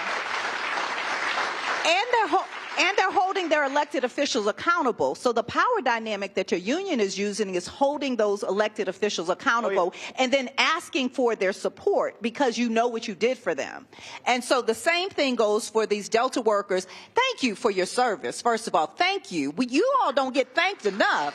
Thank you for making sure our bags get here, right? But see, listen, I've always said, I appreciate when somebody said, Roland, you did a great job. I can't deposit that. That's right. Well, it's right. Put it on the check, right? That's what you want. I do. I tell people. I can tell myself, Roland, you were great. You want to show me how great? Put it on the check. Bigger deposit. Right? Yeah. Put it on the check. So for Delta to be such a wonderful company and such a brand for the city of Atlanta, and this message is really for the city of Atlanta because we do a lot for the city of Atlanta, Georgia Stand Up, and our affiliates, and all of the community organizations that are in coalition with us. If you want to be a good neighbor, if you want us to keep coming for your family reunions here in Atlanta and the conventions here in Atlanta, what the people of Atlanta are saying is respect the union. I am a man, I am a woman, and they need a union, and they ask for it and they want it, and don't stand in their way because they help to move this city, move people here to this city. They help to get our luggage here. We need to help them. So this is a clarion call for all of us to get involved with this election. So before I go to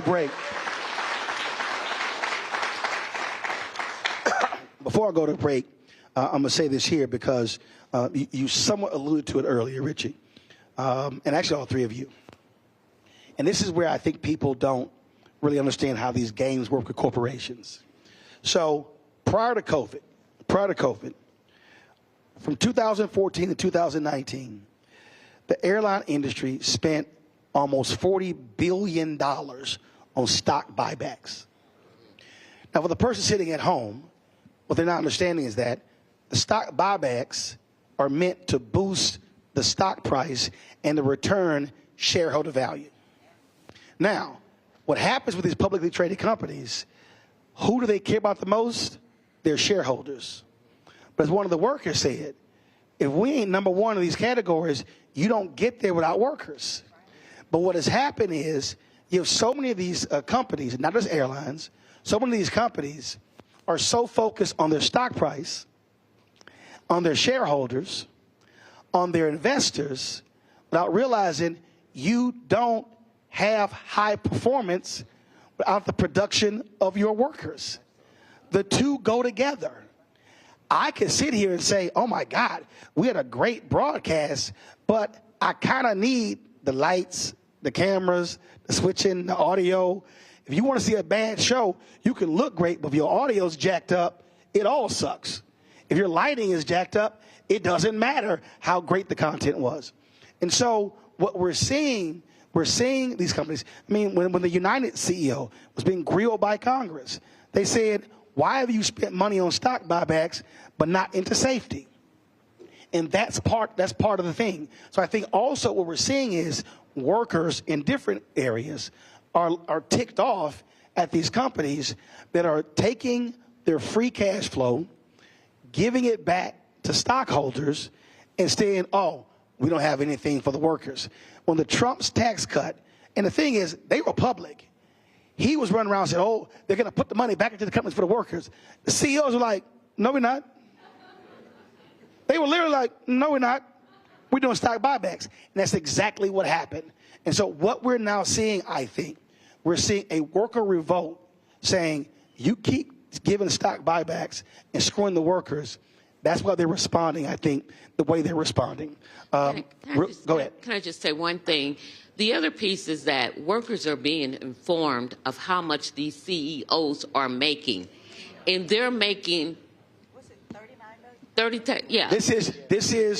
This is the largest gap in American history between what a CEO makes and the workers make. Right. We've never had a gap. I think it's upwards of 45 to 50 to 1. Yes. Yes. That's how wide this gap is. And folks are realizing that and saying, well, my CEO makes all this money and I'm making $5.95 an hour, you know, or $8.50 an hour. And it's that big, like I said, number one, to do business, but number 47, 48 for workers. My bad. In 2022, the CEO to worker compensation ratio was 344.3. So the CEO made 344 times more than the average worker. When I said it was 50, that was a number in the early 70s. That's how it was then. Now it's 344 to 1. And that's a reality. That's not just pulled out of the air. That's not right. It's not right. It's not right. That ain't right. It ain't right. Well, it was funny. It ain't right. It was funny. I know one CEO in the media business who they own multiple different companies, but they told one of their divisions there will be no bonuses for the workers, but the CEO got a bonus for their performance. And it was like, well, how in the hell you get a bonus for our work, but we didn't get a bonus for our work? Right. That's what we're seeing a lot. All right, that part. That part. Got to go to a break. We come back. We're going to take some questions from folks here. Folks, you're watching Roland Martin Unfiltered on the Black Star Network.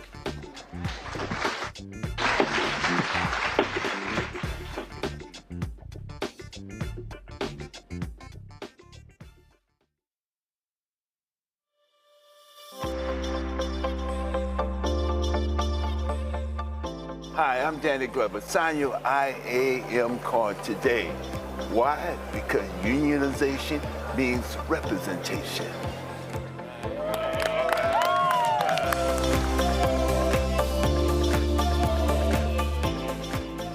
Fanbase is pioneering a new era of social media for the creator economy.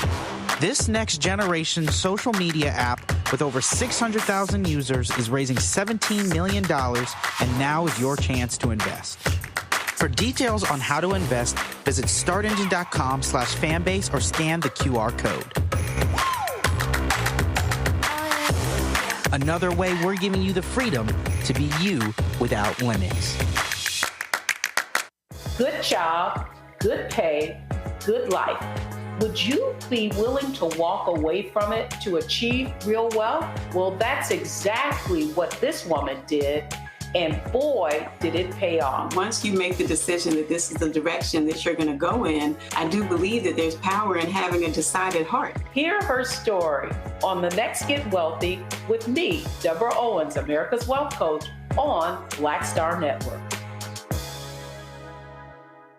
Hatred on the streets, a horrific scene, a white nationalist rally that descended into deadly violence. White people are losing their damn minds. As an angry pro-Trump mob storms the U.S. Capitol, we've seen shooting. We're about to see the rise of what I call white minority resistance.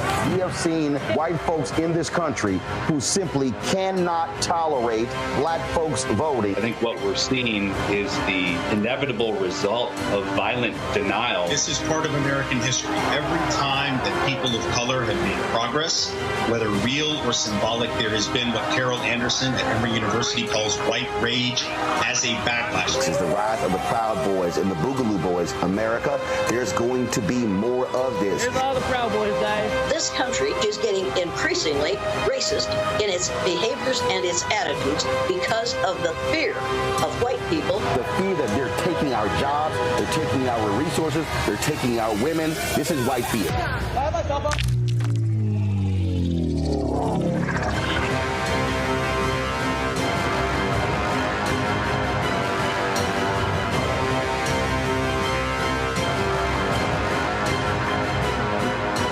Coming up on the next Black Table, a conversation with Professor Howard W. French on his new book, Born in Blackness, covering 600 years of global African history and helping us understand how the world we know today is a gift from Black people. There could have been no West without Africa and Africa. That's on the next Black Table with me, Greg Carr, only on the Black Star Network. On a next, A Balanced Life with me, Dr. Jackie. How are you being of service to others? Doing for someone beside yourself is such a big part of living a balanced life. We'll talk about what that means, the generation that missed that message, and the price that we're all paying as a result. So now all I see is mama getting up in the morning, going to work, maybe dropping me off at school, then coming back home at night. And then I really didn't have any type of time with the person that really was there to nurture me and prepare me and to show me what a life looked like and what service looked like. That's all on the next A Balanced Life with me, Dr. Jackie, here at Black Star Network.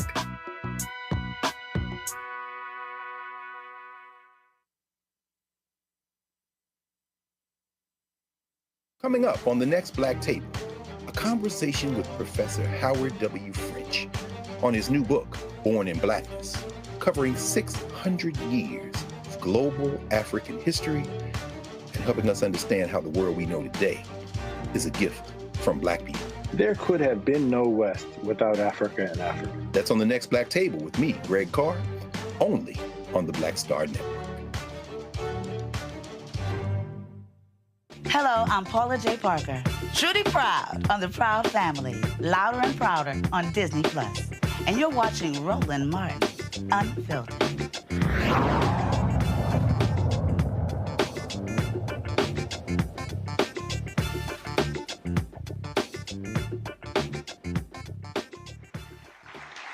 All right, we're back at the IBEW Hall here in Atlanta. Now it's time for our question portion of our conversation. And we've been talking about the Delta ramp workers trying to unionize, but so are the flight attendants, right? Yes. What's your name? My name is Shamika Brown. Shamika, how long you been a flight attendant? 13 years. Gotcha. So how's your effort going? It's going, I say that only because it's a struggle to be. I got it. It's a struggle for us, just like it is for you guys. And I want to say that we stand here in solidarity with you. That's right. We know it, the uphill battle. We know what we're fighting against when it comes against the big D. We know that we get shunned, ridiculed, and bullied for standing up for something we believe in. So I just want to give you guys thanks. The solidarity here gives me goosebumps to see everybody here standing in this fight together.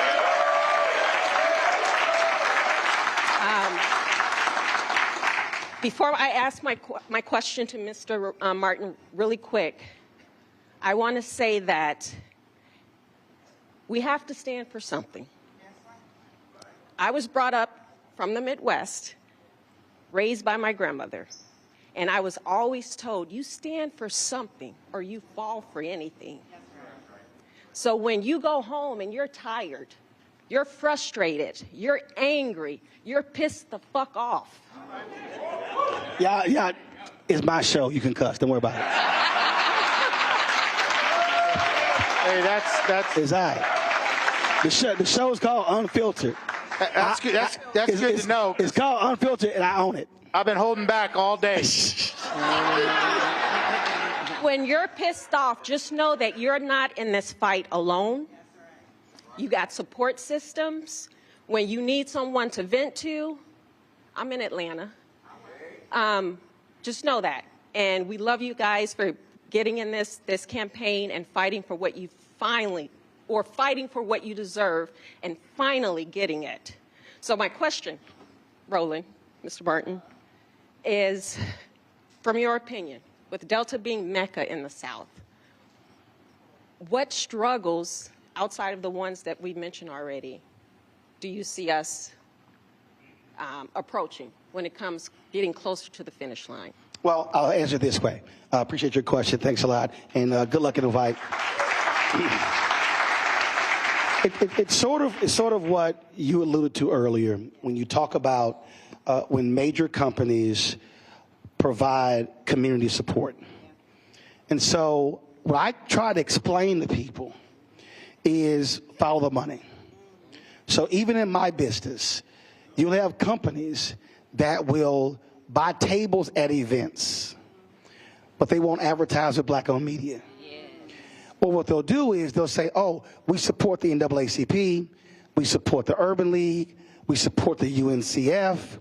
But then I try to explain to people, I want you to calculate how much they are giving than how much we're giving up. That's right. And a lot of people don't understand that. So I'll give you an example. We've been highly critical of PepsiCo. PepsiCo, significant market share, African American. Their numbers that they spend with black organizations and black-owned media is abysmal. So PepsiCo had an initiative where they, with the Urban League, where they 5 years, $10 million to help black restaurants. Support it, that's great. Then they had an initiative where they wanted to drive $100 million in receipts to black-owned restaurants over 5 years. Great idea, they can't track it. PepsiCo spends $3 billion a year on marketing. If PepsiCo spent 5% of their marketing budget with black-owned media, that's $150 million a year. That's $750 million over 5 years. So when I'm explaining that, I say to Black America, which one has a greater impact? 5 year, 10 million, 100 million over 5, 750 million over 5. So we have to learn to stop getting excited when companies sponsor events and say, oh, you gave 25 grand to this, but you generated 10, 20 billion in profits. You gave this percentage to these events in the city, but this is what your stock buyback was. So part of the problem for us, and I'll say this specifically for African Americans, we get excited with big check presentations that are small amounts. So to answer your question, we have to literally educate people. Don't get excited when you see platinum sponsor without asking, okay, but how much are you taking care of workers? And I think that's the part of the problem. I see this all the time. People are like, yeah, but so-and-so, they're a great community partner. How much was that budget compared to this over here? Happens all the time. It definitely does. But one of the things, this is the legacy of Atlanta is Maynard Jackson. As you come into the airport, of course, is Maynard Jackson Hartsfield Airport. But he said that if we're going to have an airport, a new airport, that it was going to also include minority businesses. And he says it won't happen without minority businesses. No. He said tumbleweeds will roll down the runways until this happens. So that's 50 years. 50 years ago, he was the mayor of Atlanta. Before he became mayor, African Americans were receiving 0.0012% of all city contracts. Not 1%, not 0.5%, not 0.25, 0.0012%. Right. You ain't got to be a math major. Right. That basically is nothing. Right. The math ain't mathin', right? So we have to make sure that we also understand the value proposition of Delta. If Delta this is a company town, the town says no. The town says pay the people. The town says we want a union. We want to make sure that the company knows that we understand the value proposition, that we understand here in Atlanta that Delta moves Atlanta, but we also move Delta. And so we're going to stand with you all because that's the value proposition, right? Go ahead.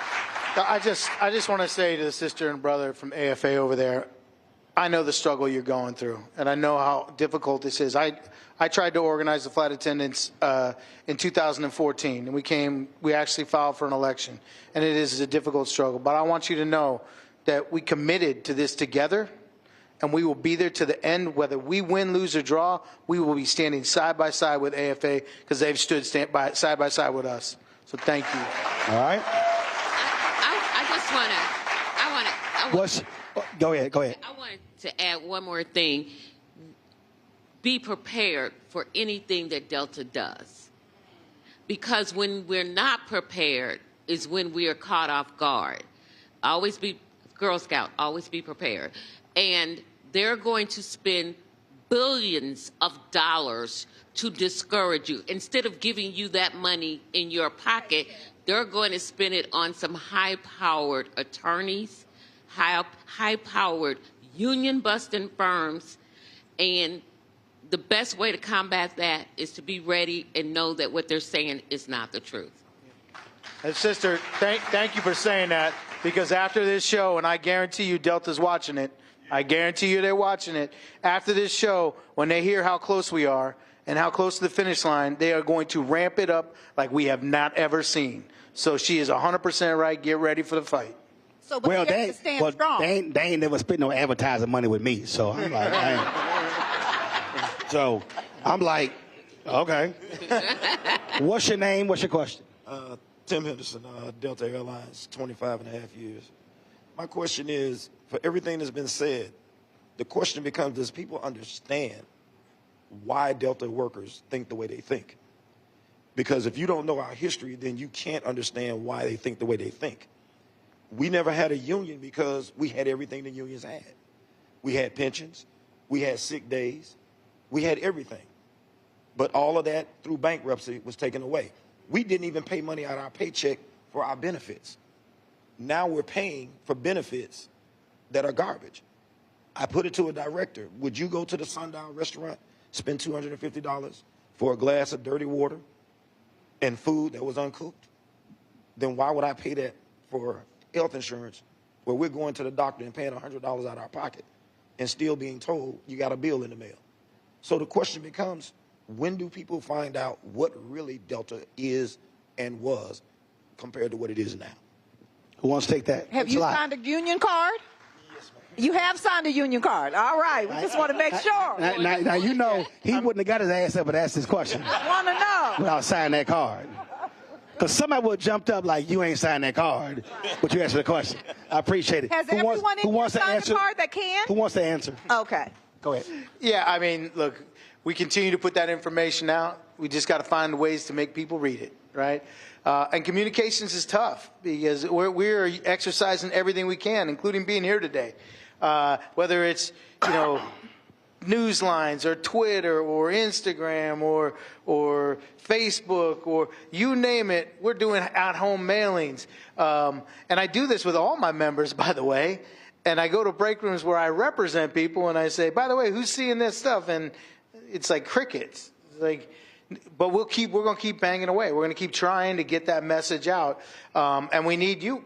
We need the inside people. That's the way we get it to them because, and it gets to them in the break room. Well, listen, when we met in Houston for the convention, so I met Delano, and he said, hey, could we do this? Because in our meeting, I was talking about mass media. And so what happens is people don't understand. That's why it's called mass media. You reach masses. And I can tell you, I experience it all the time, the number of people who walk up to me all around the country, going through airports, bailment, I don't care what it is, and people say, man, I had no idea about any of this stuff until I saw your show. I had no idea about these things. And so when you talk about what you're up against, it was the same thing. And I'll go ahead and say it. For 7 months, we've been trying to get Sean Fain from UAW on the show. He won't come on the show. And Reverend Barber told him, how you trying to organize black people in Alabama and you ain't talking to Roland Martin? He said, I guarantee you more black people know him than know you. and the reason that's critically important because part of this is also when you talk about how do you change people, yet they're trusted messengers. Because folks say, I don't know you, but if they know your history, then they'll listen to you. So it's the communication piece. I think that's one of the greatest mistakes that people make. They don't tap into a communication mechanism, how to maximize social media. Look, when this show is over, we've got more than 4 million followers. So there'll be more people who will watch segments of this conversation than the whole 2-hour conversation. So it's understanding how to use all the tools, whether it's YouTube, whether it's TikTok, Snapchat, Facebook, Instagram, Tumblr, Twitter, you name it, fan base, you have to use modern tools to reach folks. And I'm going to say the best tool ever is you. When you talk to your coworkers, you are the best person. I can come in there and talk to them. They wouldn't know me from Adam, and they were like, okay, she blowing a whole bunch of stuff up my butt. But the people here, though, have to also think even as a collective. So, for instance, when we grab the clips, when y'all do as well, if you actually add up every person's social media in this room, you're now in the millions. So you may say, man, I only got 500 people following me, 300, or a couple of thousand. Yeah, but we start multiplying that by 300, 400, 500. So understand, when these clips become available, when you start resharing and reposting, it's simply multiplying, and more people are being educated about what the issue is. If you see two people on your timeline that shared the same clip, then you're going to stop and look again. There you go. Yes, listen, I'm sorry about Sean Fain, but you can keep inviting me back. I got you. I'll keep coming. I got you. Who else has a question? Somebody else had a question? All right, come on. It's a good elected official. Good elected official. Good elected official. We'll see. Let's see. All right, name? Ilman D. Holly. I'm a 6-year Georgia State representative, and I'm glad to be here because I just got reconnected with my former fellow ramp agent for Delta Airlines when I served 18 years ago. I want to say that it's tough being here because it was a time when I wanted the union to be there to help us as ramp workers on that ramp. I worked Zone 4 in C Concourse in Atlanta, Hartsfield-Jackson Atlanta International Airport, bringing those planes out, bringing them in, making sure we could get those bags off the planes. And, it's tough because we know that Delta, it served over 190 million customers just last year. The CEO, Ed Bastian, he gets over $34 million annual salary. And if you have that type of stake in this company, then it needs to make sure that it's prioritizing the concerns of its ramp agents who are making sure that the planes get out.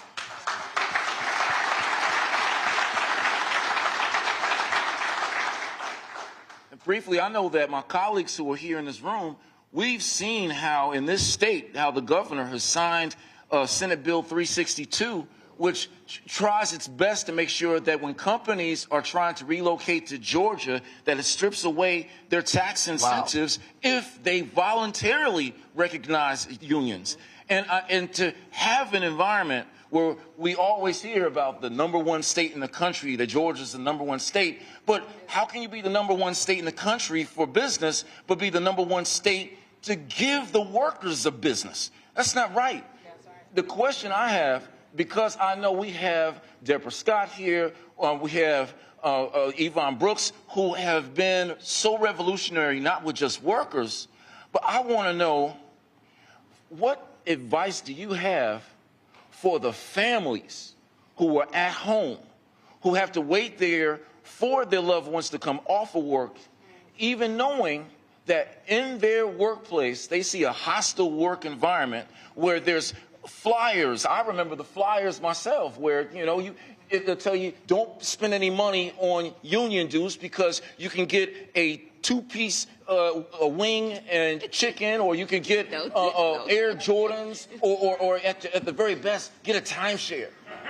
And when you devalue a worker, they can come home and actually decide not to fight anymore. So speaking as women and as mothers, what advice do you have for those who are at home to help them, encourage them to stay in the fight? All right, final comment. Appreciate it. Thanks a lot. Well, first of all, El, thank you for standing up, because you're one of the few elected officials that stand on these picket lines with us. So thank you for standing up. But we have to remember that it's not just organizing and mobilizing. We have to strategize. So during this period, we have 4 or 5 months to change the dynamic in this country, right? That means we have to get every single family member that is sitting at home registered to vote.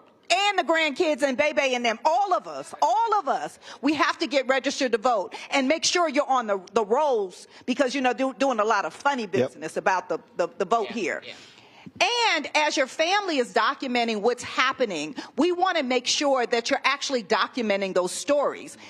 Write it down in your notebook. And I know you give them good notebooks, right? Write down the grievances and the things that are happening on your job. Teach your children about what it means to be in a union and what this company and these companies are doing to you, so that we can continue to keep organizing and strategizing. I'm from a union family, but we have to keep going, right? We have to keep rinsing and repeating and working together. So we have to strategize. So during this strategic period, we got to get out and hit these streets, y'all. So we got to ask for those cards to be signed and ask to make sure people are registered to vote and come out and vote. Yep. And I just want to add that my kids learned about unions through osmosis. Take your family with you. When I have members and they say, I've got little kids, bring them with you, because that's how I learned. I never knew that my mother was part of the union struggle that sat in at Woolworths in St. Louis until she got older and told me those stories, because I was too young. I was number 9 of 10. So, but teach those kids by example. If they go on those picket lines, they'll learn it. If they go with you when you go to union meetings, they'll learn it. They'll start running union meetings. My children have learned to run it, you know. And so that they are part of the experience. Richie, final comment. Yeah, and to that question, I would say if you're at home right now and you're watching this and your loved one works for Delta Airlines, tell them what you saw today, tell them what you heard today, and tell them to sign a card.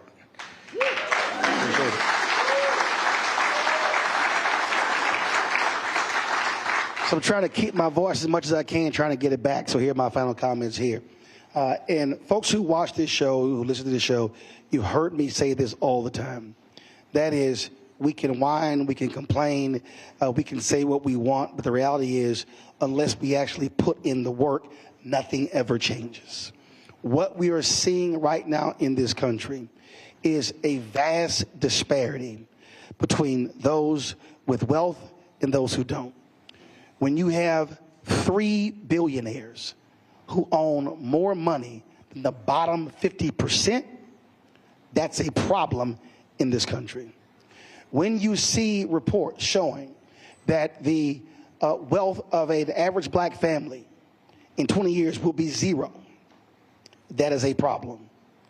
When you're seeing right now where the Biden-Harris administration is tackling the issue of medical debt, when you look at the impact of that, when you have people, I got, before we came here, there was a Republican attorney general who celebrated a federal judge stopping President Biden's student loan debt relief plan. What we have to recognize is there are forces in this country right now who do not want to see regular and ordinary people get a break. What they want is they want folk doing all the work and not getting paid, not having health care, not having benefits. Now look, here's the reality. You can have a small business and you may not be able to provide those benefits because your profit margin is almost non-existent. But when you have companies in this country that are generating 5, 10, 20, 30, 50, 100, billions of dollars of profit, and they're paying CEOs 20, 30, 40, 50, $100 million, stock options, providing them free Gulfstream rides, paying for their no-interest home loans, buying off their homes, then you tell me what system is fair. But the only way these things change is when regular, ordinary people do extraordinary things. That's right. You cannot...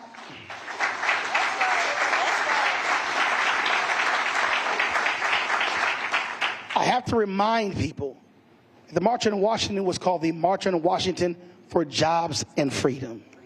That was an economic conversation. And what you're seeing right now in America, you are seeing people, the reason all these billionaires are lining up behind Donald Trump, because the tax breaks expire in January. They want to make those $2 trillion in tax breaks permanent. When you had folks fighting for PPP loans, you literally had them pass laws that gave breaks to folks for their private jets and yachts. So what we have to understand is that regular, ordinary people can literally change America, can change states, can change cities, can change neighborhoods, can change countries, but no change has ever taken place if you sit at home and you do nothing. But when you join with one other person, and another person, another person, and when you organize and when you mobilize, I can guarantee you, you will see a change. Shout out to IAM. Thank you to our panelists, all of you involved, to IBEW. We appreciate using this facility. Thank you for the conversation. We'll be restreaming this multiple times. Share this information on social media because we can have an impact. Thanks for all of you all for supporting Roland Martin Unfiltered on the Black Star Network. I'll see you tomorrow in D.C.